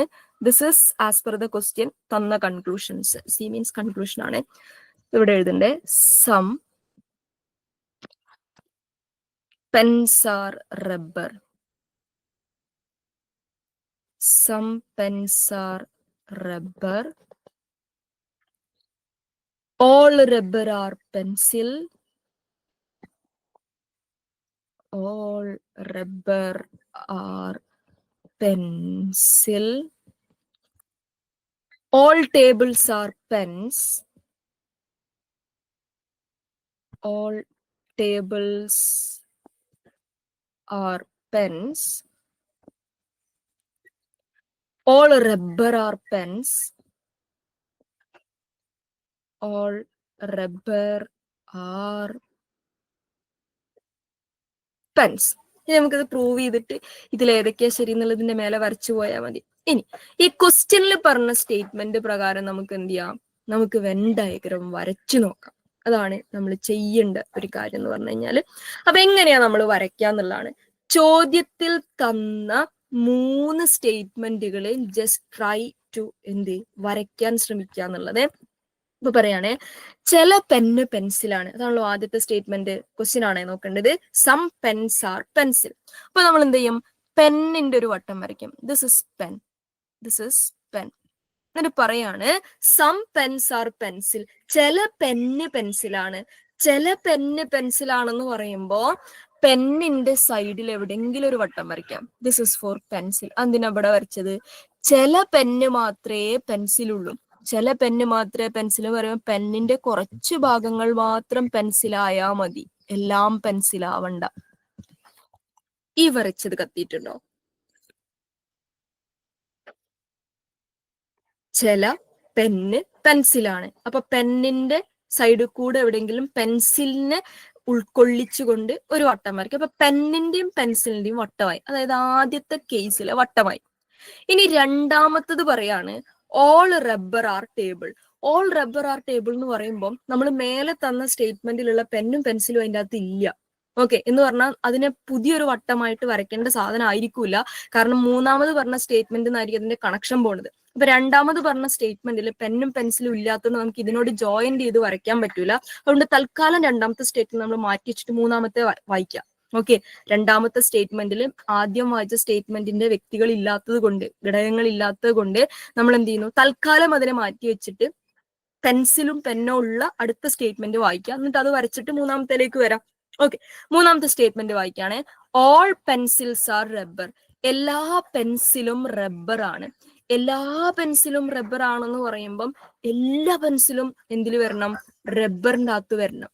ഓൾ പെൻസിൽസ് ആർ റബ്ബർ എന്ന് പറയുമ്പോൾ എല്ലാ പെൻസിലും, ഇപ്പൊ പെൻസിലിന്റെ വട്ടം ഓൾറെഡി നമ്മൾ ഇവിടെ വരച്ചിട്ടുണ്ട്. എല്ലാ പെൻസിലും റബ്ബർ എന്ന് പറയുമ്പം റബ്ബറിനകത്തായിരിക്കണം പെൻസിൽ. ഓക്കെ, എല്ലാ പെൻസിലും. അപ്പൊ റബ്ബറിന്റെ അകത്ത് എല്ലാ പെൻസിലും പെട്ടു. എല്ലാ പെൻസിലും ഇപ്പൊ റബ്ബറിന്റെ അകത്താണ്. അതായത് ഇതിൽ ഏത് പെൻസിലിന്റെ വട്ടത്തിൽ നിന്ന് ഏത് പെൻസിൽ എടുത്താലും അത് റബ്ബറിന് ഈക്വൽ ആണ് എന്നുള്ള സാധനമായി. All pencils are rubber. അപ്പൊ മാം ഇവിടെ റബ്ബറിൽ പെന്നും വരില്ലേ? അപ്പൊ അങ്ങനെ വരയ്ക്കുമ്പോ റബ്ബറിൽ പെന്ന് വരും. പക്ഷെ റബ്ബറിൽ പെന്ന് വരണ്ട എന്ന് ക്വസ്റ്റ്യനിൽ എവിടെയും പറഞ്ഞിട്ടില്ല. റബ്ബറിൽ പെന്ന് വരണ്ട എന്ന് ക്വസ്റ്റ്യനിൽ പറയാത്ത സ്ഥിതിക്ക് നമുക്ക് അങ്ങനെ വരയ്ക്കാം. ഇനി നമ്മൾ അടുത്തതിലേക്ക് വരാണ്. അടുത്ത നമ്മളോട് പറയാണ്, അതായത് നമ്മൾ രണ്ടാമത്തെ സ്റ്റേറ്റ്മെന്റ് അവിടെ മാറ്റി വെച്ചിട്ടുണ്ടായിരുന്നു. മാറ്റി വെച്ച സ്റ്റേറ്റ്മെന്റ് നമ്മളോട് പറയാണ് ഓൾ റബ്ബർസ് ആർ ടേബിൾസ്. എല്ലാ റബ്ബറും ടേബിൾ ആണ്. All rubbers are table. Okay, എല്ലാ റബ്ബറും ടേബിൾ ആണ്. എല്ലാ റബ്ബറും ടേബിൾ ആണെങ്കിൽ റബ്ബർ മൊത്തം അടക്കണം. ഓക്കെ, എല്ലാ റബ്ബറും ടേബിൾ ആണെങ്കിൽ റബ്ബർ ടേബിളിന്റെ അകത്ത് വരണം. അപ്പൊ നമ്മൾ എന്ത് ചെയ്യണം? റബ്ബറിനെ കവർ ചെയ്തുകൊണ്ട് ടേബിൾ വരയ്ക്കണം. ഓക്കെ, റബ്ബറിനെ കവർ ചെയ്തുകൊണ്ടാണ് നമ്മൾ ടേബിൾ വരയ്ക്കേണ്ടത്. ഓക്കെ, അപ്പൊ റബ്ബറിനെ കവർ ചെയ്യുമ്പോൾ സ്വാഭാവികമായും പെന്നും പെൻസിലും ഒക്കെ അതിൻ്റെ അകത്ത് ഇടുന്നുണ്ട്. ഓക്കെ, ഇതാണ് ടേബിള്, പച്ചയാണ് ടേബിള്, ബ്രൗൺ ആണ് റബ്ബർ. ഓക്കെ, അപ്പൊ ആദ്യത്തെ സ്റ്റേറ്റ്മെന്റ് എന്തായിരുന്നു? ചില പെന്ന് പെൻസിലാണ്. ചില പെന്ന് പെൻസിലാണ് പറഞ്ഞപ്പോൾ നമ്മൾ പെന്നിന്റെ പെൻസിൽ പെന്നിൽ ഉൾക്കൊള്ളുന്നത് പോലെ എന്ത് ചെയ്തു? വട്ടം വരച്ചു. രണ്ടാമത്തെ സ്റ്റേറ്റ്മെന്റ്, നമ്മൾ രണ്ടാമതെടുത്ത സ്റ്റേറ്റ്മെന്റ് എല്ലാ പെൻസിലും റബ്ബർ ആണ് എന്നുള്ളായിരുന്നു. അപ്പൊ എല്ലാ പെൻസിലും റബ്ബർ ആണെങ്കിൽ പെൻസിൽ മൊത്തം കവറപ്പ് ചെയ്യണം. അങ്ങനെ പെൻസിൽ മൊത്തം കവറപ്പ് ചെയ്യണമെങ്കിൽ റബ്ബർ എങ്ങോട്ട് ചാടണം? പെന്നിന്റെ അകത്തേക്കും കൂടി ചാടണം. പെന്നിലേക്ക് ചാടരുത് എന്ന് ക്വസ്റ്റ്യൻ പറഞ്ഞിട്ടില്ല. ഓക്കെ, ക്വസ്റ്റ്യൻ പറയാത്തൊരു കോൺസെപ്റ്റിനെ നമ്മൾ ഒരിക്കലും നമ്മൾ ചെയ്യുമ്പോൾ സോൾവ് ചെയ്യാൻ വേണ്ടി എടുക്കേണ്ട ആവശ്യമില്ല. ഇനി രണ്ടാമത്തെ സ്റ്റേറ്റ്മെന്റ്, രണ്ടാമത് നമ്മൾ എടുത്ത സ്റ്റേറ്റ്മെന്റ് പറയാണ് ഓൾ റബ്ബർസ് ആർ ടേബിൾസ്. എല്ലാ റബ്ബറും ടേബിൾ ആണ്. അപ്പൊ നമ്മൾ എന്ത് ചെയ്യണം? റബ്ബറിനെ കവറപ്പ് ചെയ്തുകൊണ്ട് ടേബിൾ വരയ്ക്കണം. ഇനി ഇതാണ് ഈ മൂന്ന് സ്റ്റേറ്റ്മെന്റുകളുടെ വെൻ ഡയഗ്രാം.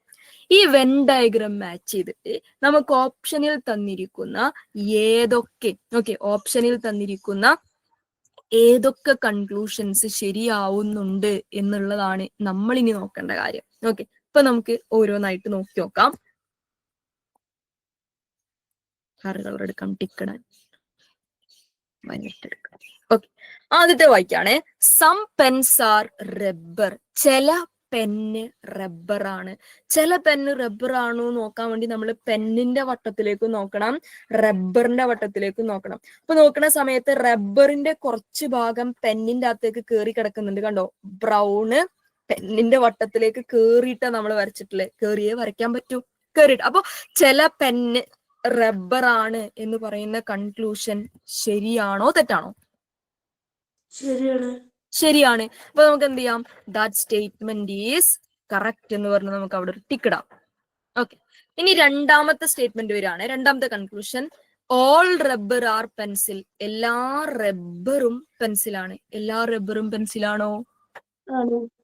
എല്ലാ റബ്ബറും പെൻസിലാണോ? അല്ലല്ല. പെൻസിലിന്റെ വട്ടം ഏതാ? പെൻസിലിന്റെ വട്ടം ഇതാണ്. അത് റബ്ബറിന്റെ ഒരു അല്ലല്ല. അതെ ഓക്കെ ഇത് മാത്ര. എല്ലാ റബ്ബറും പെൻസിലാവണമെങ്കിൽ റബ്ബറിനെ കവറപ്പ് ചെയ്ത് പെൻസിൽ വരയ്ക്കണം. അതെ. അപ്പൊ ഓൾ റബ്ബർ ആർ പെൻസിൽ എന്നുള്ളത് തെറ്റായ സ്റ്റേറ്റ്മെന്റ് ആണ്, നമ്മൾ വെട്ടി. ഇനി അടുത്ത നോക്കാം, ഓൾ ടേബിൾസ് ആർ പെൻസ്. എല്ലാ ടേബിളും പെന്നാണ്. ശരിയാണോ? അല്ല, കാരണം പെന്നിന്റെ വട്ടം ടേബിളിന്റെ വട്ടം പച്ചയാണേ, പെന്നിന്റെ വട്ടം ടേബിളിന്റെ അരിക്ക് കൂടിയേ പോയിട്ടുള്ളൂ. ഓക്കെ, അപ്പൊ എല്ലാ ടേബിളും പെന്നാണ് എന്ന് പറയുന്ന സാധനം തെറ്റാണ്. ഇനി അടുത്ത് നോക്കുക, ഓൾ റബ്ബർ ആർ പെൻസ്. എല്ലാ റബ്ബറും പെന്നാണ്. എല്ലാ അത് തെറ്റാണ്, കാരണം റബ്ബറിന്റെ വട്ടം ബ്രൗൺ ആണ്. എല്ലാ റബ്ബറും പെന്നല്ല. കാരണം എന്താ? റബ്ബറിന്റെ അരിക്ക് കൂടിയ പെന്നിന്റെ വട്ടം പോയിട്ടുള്ളൂ. അപ്പൊ എല്ലാ റബ്ബറും പെന്നല്ല. ചില റബ്ബർ പെന്നാണെന്ന് പറഞ്ഞാൽ നമ്മൾ സമ്മതിക്കും. ഓക്കെ, ചില റബ്ബർ പെന്നാണെന്ന് പറഞ്ഞാൽ നമ്മൾ സമ്മതിക്കും. അതേപോലെ ചില റബ്ബർ പെൻസിലാണെന്ന് പറഞ്ഞാൽ നമ്മൾ സമ്മതിക്കും. അതേപോലെ ചില ടേബിൾ പെന്നാണെന്ന് പറഞ്ഞാൽ സമ്മതിക്കും. എല്ലാം എന്ന് പറഞ്ഞാൽ നമ്മൾ സമ്മതിക്കൂല. ഓക്കെ, അപ്പൊ ഓൾ റബ്ബർ ആർ പെൻസ് എന്നുള്ളത് നമുക്ക് സമ്മതിക്കാൻ പറ്റൂല. അപ്പൊ 3 സ്റ്റേറ്റ്മെന്റുകൾ പ്രകാരം തന്ന കൺക്ലൂഷനിൽ 3 കൺക്ലൂഷൻസ് തെറ്റാണെന്നും ആദ്യത്തെ കൺക്ലൂഷൻ മാത്രമാണ് ശരിയെന്നും നമ്മൾ എന്ത് ചെയ്തു? നമ്മൾ കണ്ടുപിടിച്ചേ. പക്ഷെ നമ്മൾ ക്വസ്റ്റ്യനിൽ ഓപ്ഷൻസ് അറേഞ്ച് ചെയ്ത് വേറൊരു രീതിയിലാണ്. നമ്മൾ തിരിച്ചു ചോദ്യത്തിലേക്ക്, ഇത് കോൺസെപ്റ്റ് ഓക്കെ അല്ലേ? Okay, good. ഇനി നമ്മൾ തിരിച്ചു ചോദ്യത്തിലേക്ക് വരാണ്. അപ്പൊ ഇവിടേക്ക് വരുന്ന സമയത്ത് നമ്മൾ കണ്ടുപിടിച്ചത് പ്രകാരം ഇത് മാത്രമാണ് ശരി അല്ലെ? ഇത് മാത്രമാണ് ശരി, ഇതൊക്കെ തെറ്റാ, ഇതൊക്കെ തെറ്റാണ്. ഓക്കെ, ആദ്യത്തത് മാത്രമാണ് ശരിയായിട്ട് വരുന്നത്. അപ്പൊ നമ്മൾ ഓപ്ഷൻ ശരിക്കും ഇതാണ് ആക്ച്വലി. ഓക്കെ, അപ്പോ ഓൺലി 1 and 2 ഫോളോസ്. അതായത് ഓപ്ഷൻ 1ഉം ഓപ്ഷൻ 2ഉം കൺക്ലൂഷനെ ഫോളോ ചെയ്യുന്ന, അല്ലെങ്കിൽ പ്രിമൈസിനെ ഫോളോ ചെയ്യുന്ന കൺക്ലൂഷൻ ആണ് എന്നാണ് പറയുന്നത്. അല്ലല്ലോ, 1 മാത്രമേ ഫോളോ ചെയ്യുന്നുള്ളൂ, 2 ഫോളോ ചെയ്യുന്നില്ല. അപ്പൊ 1 and 2 ഫോളോ എന്ന് പറഞ്ഞത് എന്താക്കാം? നമുക്ക് വെട്ടാം. കത്തിയോ?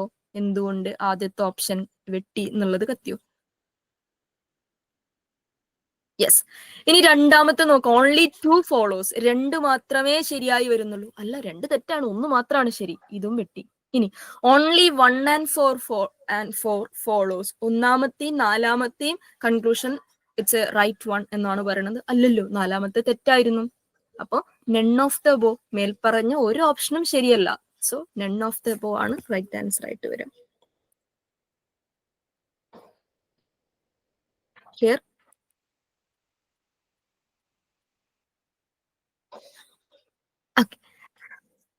നമുക്ക് ഒരു ചോദ്യം കൂടി ചെയ്യാം.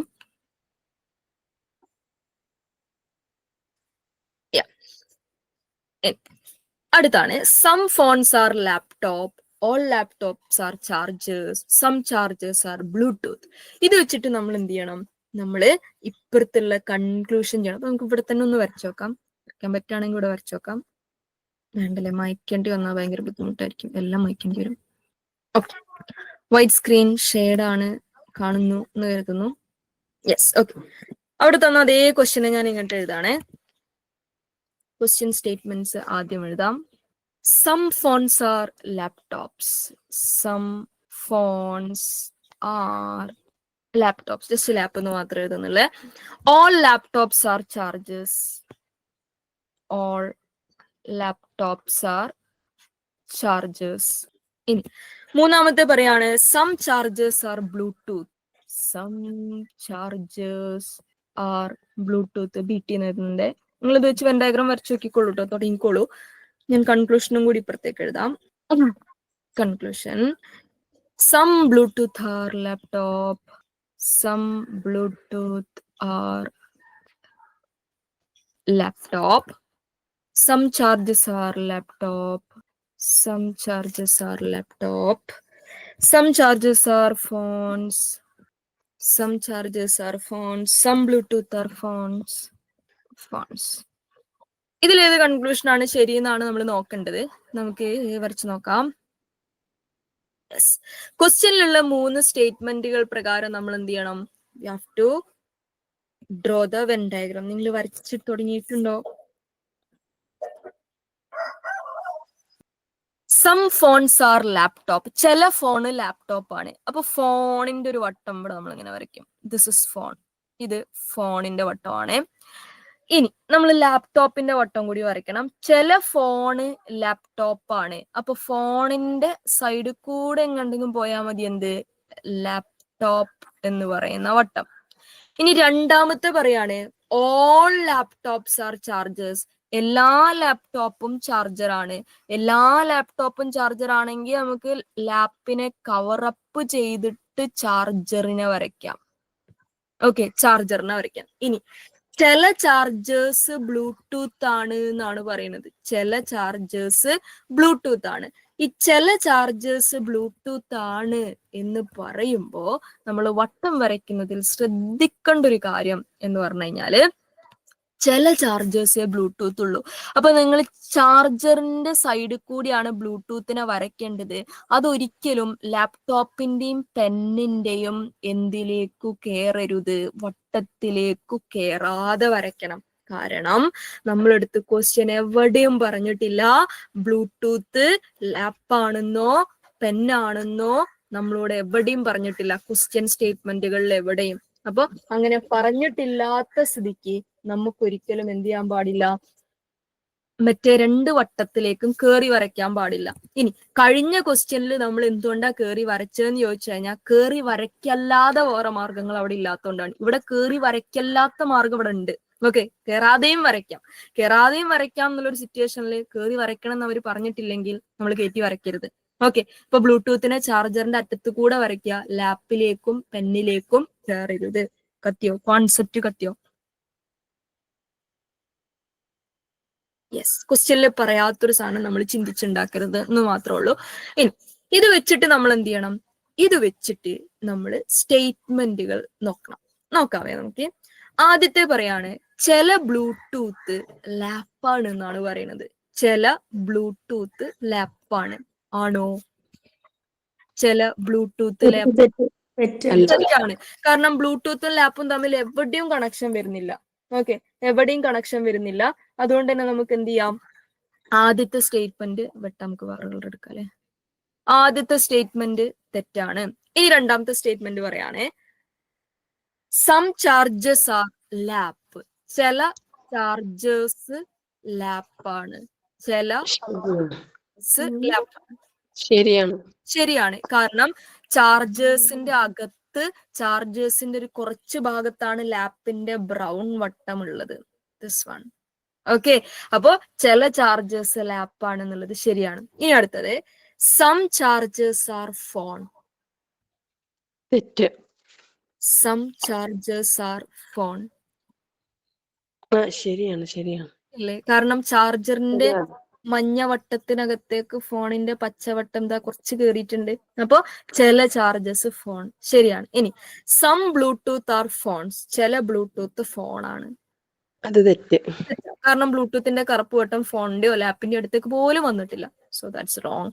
അപ്പൊ നമ്മൾ കൺക്ലൂഷൻ സ്റ്റേറ്റ്മെന്റിലെ ആദ്യത്തെയും അവസാനത്തെയും ഓപ്ഷനുകൾ തെറ്റാണ്. നടുക്കുള്ള രണ്ടെണ്ണം മാത്രമാണ് ശരിയെന്ന് വന്നേ. ഇനി നമ്മൾ ക്വസ്റ്റ്യൻ പേപ്പറിലേക്ക് തിരിച്ചു വന്നിട്ട് അവിടെ എങ്ങനെയാണ് ഓപ്ഷൻസ് അറേഞ്ച് ചെയ്ത് നോക്കിയിട്ട് വേണം ആൻസർ ഫൈൻഡ് ചെയ്യാൻ. ഇപ്പൊ തിരിച്ചു വന്ന സമയത്ത് നമ്മൾ പറഞ്ഞിട്ടുണ്ട്, നമ്മൾ നേരത്തെ കണ്ടുപിടിച്ച പ്രകാരം ആദ്യത്തതും അവസാനത്തതും തെറ്റാണ്. 2ഉം 3 ആണ് ഫോളോ. 2, 3 are right. എന്താണ് സം ചാർജസ് ആർ ലാപ്ടോപ്പ് പറഞ്ഞില്ലേ? സം ചാർജസ് ആർ ലാപ്ടോപ്പ് പറഞ്ഞു. അത് ശരിയാണ്. സം ചാർജസ് ആർ ലാപ്ടോപ്പ് ശരിയാണ്. എന്താ ചാർജറിന്റെ ഓറഞ്ച് വട്ടത്തിന്റെ അകത്ത് കുറച്ച് ഭാഗത്ത് ഇതാ ലാപ്പ്. ഫുള്ളായിട്ട് കവർ ചെയ്യുന്നില്ലത്? ഇല്ല, ചാർജറിന്റെ ലാപ്പ് ഫുള്ള് കവർ ചെയ്യുന്നില്ലല്ലോ. ചാർജറിന്റെ അകത്തല്ലേ ലാപ്പ്. ഓക്കെ, നേരെ തിരിച്ചാണല്ലോ ശരി. ഓൾ ലാപ്പ് ആർ ചാർജസ് ആണ് ശരി. ഓൾ ലാപ്പ്, എല്ലാ ലാപ്പും ചാർജർ ആണ് എന്നുള്ളത് ശരിയാണ്. പക്ഷെ നേരെ തിരിച്ചാണ് നമ്മൾ പറയേണ്ടത്. സം ചാർജ് ഇവിടെ ചോദിച്ച നേരെ തിരിച്ചാ. Some charges are lap. ചാർജസിൽ കുറച്ച് ഭാഗം ലാപ്പാണ്, ബാക്കി ഭാഗം ഒന്നും ലാപ്പല്ല. തിരിച്ചും മറിച്ചും കൺഫ്യൂഷൻ ആയി പോകരുത്. യെസ്, ഓപ്ഷൻസ് ഒന്നുകൂടി കാണിക്കണം. ഒന്ന് ഓൾ ഫോളോ, രണ്ടെന്തായിരുന്നു ഓൺലി? ഓൾ ഫോളോ അല്ല, കാരണം രണ്ടെണ്ണം തെറ്റാണ്.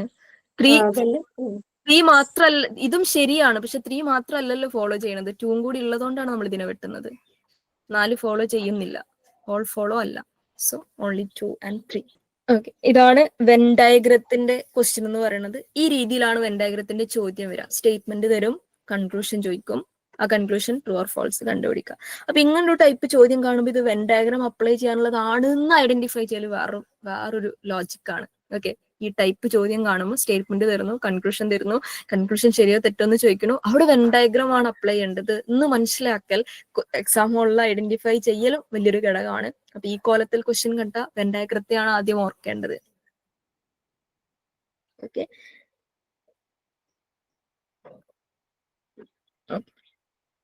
ഇനി ഇതേ വെൻ ഡയഗ്രാം, ഓക്കെ, ഇതേ വെൻ ഡയഗ്രാം മാത്സിലേക്ക് വരുന്ന സമയത്ത് വെൻ ഡയഗ്രത്തിന്റെ ഒരു കുഞ്ഞു സാധനം വരാറുണ്ട്. ജസ്റ്റ് ഞാൻ അതിന്റെ ഒരു ഭയങ്കര സിമ്പിൾ ആയിട്ടുള്ള സംഭവമായിട്ട് ചോദിക്കാം. ഞാനത് ജസ്റ്റ് ഒരു ക്വസ്റ്റ്യൻ ഒന്ന് കാണിക്കാം. ജസ്റ്റ് ഇവിടെ എഴുതാം.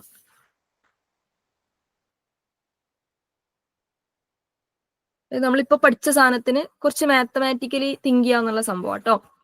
പറയുകയാണെ, ക്വസ്റ്റ്യന്റെ സ്റ്റേറ്റ്മെന്റ് ഇങ്ങനെയായിരിക്കും. For example, 8 students R,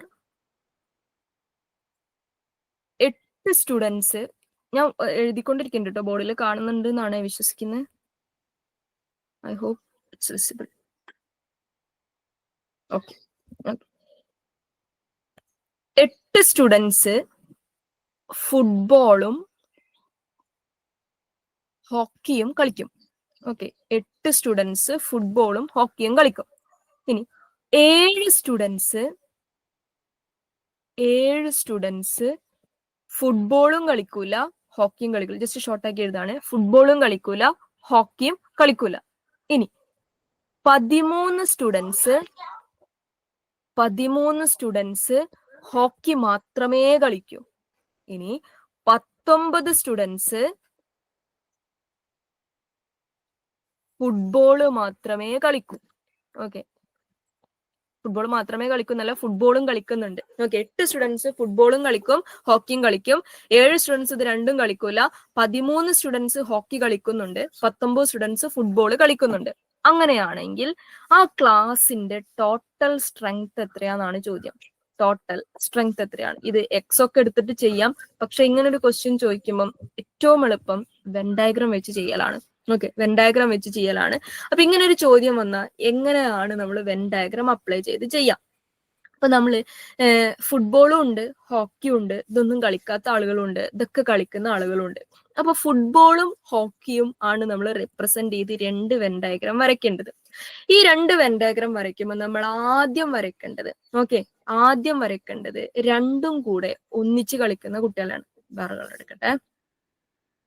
okay, 8 students ഫുട്ബോളും ഹോക്കിയും കളിക്കുമെന്ന് പറയുമ്പോൾ ഇത് ഫുട്ബോളിന്റെ വട്ടമാണ്, ഇത് ഹോക്കിയുടെ വട്ടമാണ്. ഓക്കെ, അപ്പൊ 8 സ്റ്റുഡൻസ് ഫുട്ബോളും ഹോക്കിയും കളിക്കുമെന്ന് പറയുമ്പം രണ്ടും കളിക്കുന്ന ആളുകളുടെ എണ്ണം എന്ന് പറയുമ്പോൾ 2ന്റെ മെർജപ്പാണ്. 8 കുട്ടികൾ. ഈ വരച്ച ക്ലിയർ ആയോ? 8 കുട്ടികൾ ഫുട്ബോളും ഹോക്കിയും കളിക്കും എന്ന് 31 റൈറ്റ് ആൻസർ.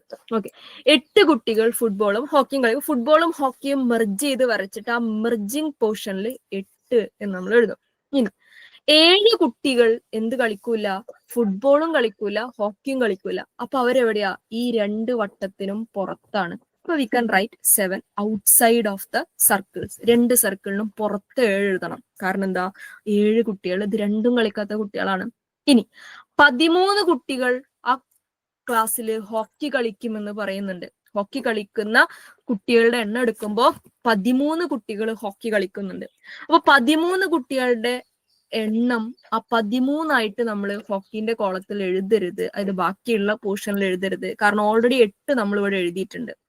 ഓക്കെ, ഹോക്കിയും ഫുട്ബോളും കളിക്കുന്ന 8 കുട്ടികൾ ഹോക്കിയും ഫുട്ബോളും കളിക്കുന്നവരുണ്ട്. ആ എണ്ണം കുറച്ചിട്ട്, ഓക്കെ, 13 കുട്ടികളിൽ 8 കുട്ടികൾ രണ്ടും കളിക്കുന്നവരാണ്. അതിൻ്റെ അകത്തുനിന്ന് നമ്മൾ 8 കുറയ്ക്കുക. ഓക്കെ, 13 8 കുറച്ച് കഴിഞ്ഞാൽ പിന്നെ ബാക്കി ഉണ്ടാവുക 5 ആയിരിക്കും.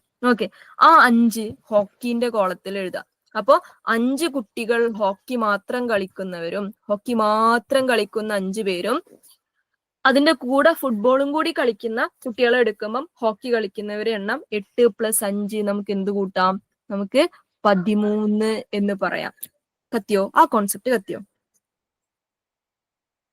ഒരാൾക്ക് കത്തി. ഒന്നുകൂടെ പറയോ? അതായത് 13 കുട്ടികളാണ് മൊത്തം ഹോക്കി കളിക്കുന്നവർ ആ ക്ലാസ്സിൽ.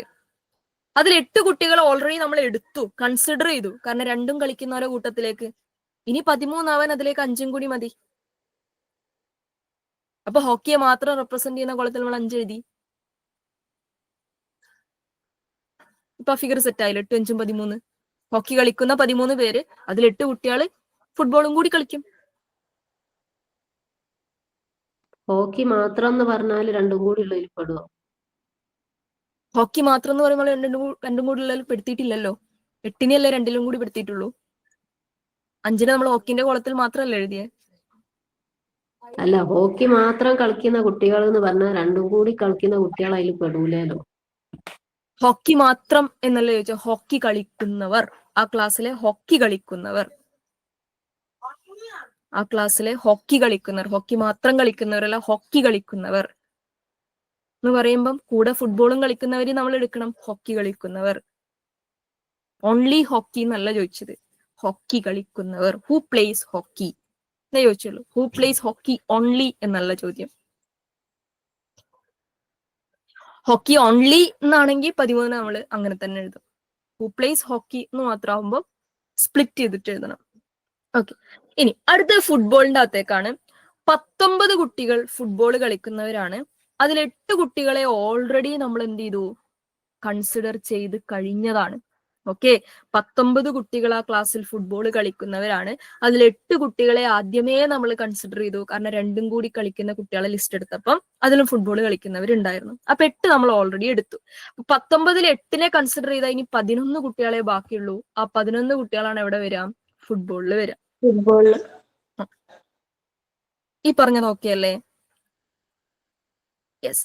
ഇനി നമ്മളെടുത്തുള്ള ചോദ്യം ആ ക്ലാസ്സിന്റെ ടോട്ടൽ സ്ട്രെങ്ത് എത്രയാണെന്നുള്ളത്. ഇതോട് കൂട്ടിയാൽ മതി.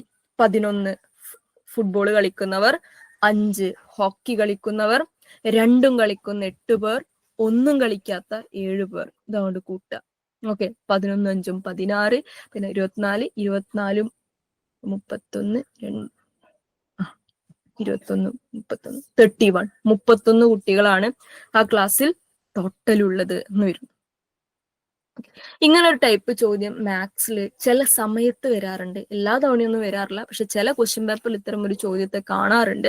അങ്ങനെ കണ്ടുകഴിഞ്ഞാൽ അവിടെ വെൻ ഡയഗ്രാം അപ്ലൈ ചെയ്യാന്നുള്ളൊരു സാധനം ഒന്ന് ഓർത്താൽ മതി. എന്തെങ്കിലും ഡൗട്ട് ഉണ്ടെങ്കിൽ ചോദിക്കുക. Else we can wind up.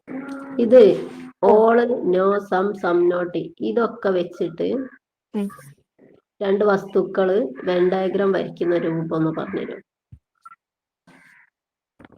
4 ഓരോ ഉദാഹരണങ്ങൾ. ആദ്യ സ്റ്റേറ്റ്മെന്റ് എഴുതാം. All pens are pencil, some pens are pencil, some pens are not pencil, no pens are pencil.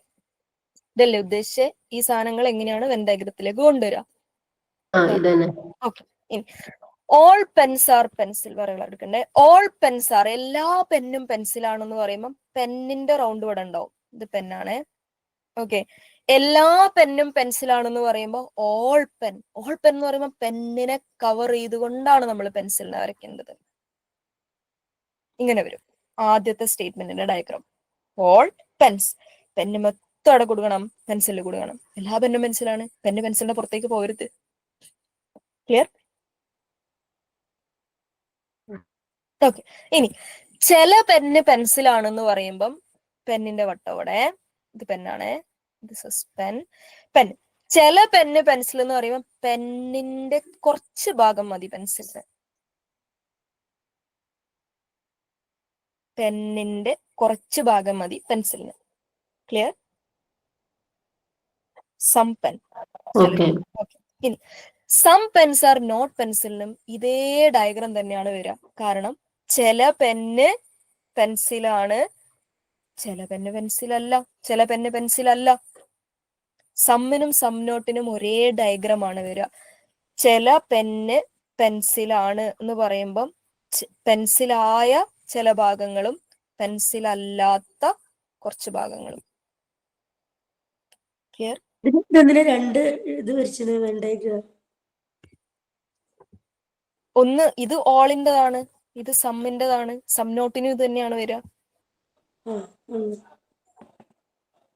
അപ്പോ രണ്ടും ഒരേ പോലെ വരയ്ക്കും, ഷെയ്ഡ് ചെയ്യുന്ന ഭാഗം മാറ്റം ഉണ്ടാവൂലേ? മാറ്റം ഉണ്ടാവും. Yes. Some pens are pencil എന്ന് പറയുമ്പോൾ മെർജ് ചെയ്യുന്ന ഭാഗത്താണ് ഷെയ്ഡ് ചെയ്യുക. Some pens are not pencil എന്ന് പറയുമ്പോൾ മെർജ് വന്നിട്ടില്ലാത്ത പെന്നിന്റെ പോർഷനിലാണ് ഷെയ്ഡ് ചെയ്യേണ്ടത്. ഒന്നുകൂടി ക്ലിയർ ആയിട്ട് പറഞ്ഞാൽ,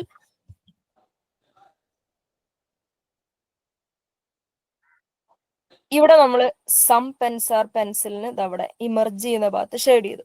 സം നോട്ടിലേക്ക് വരുന്ന സമയത്ത് ഇതാണ് പെന്നിന്റെ പോർഷൻ.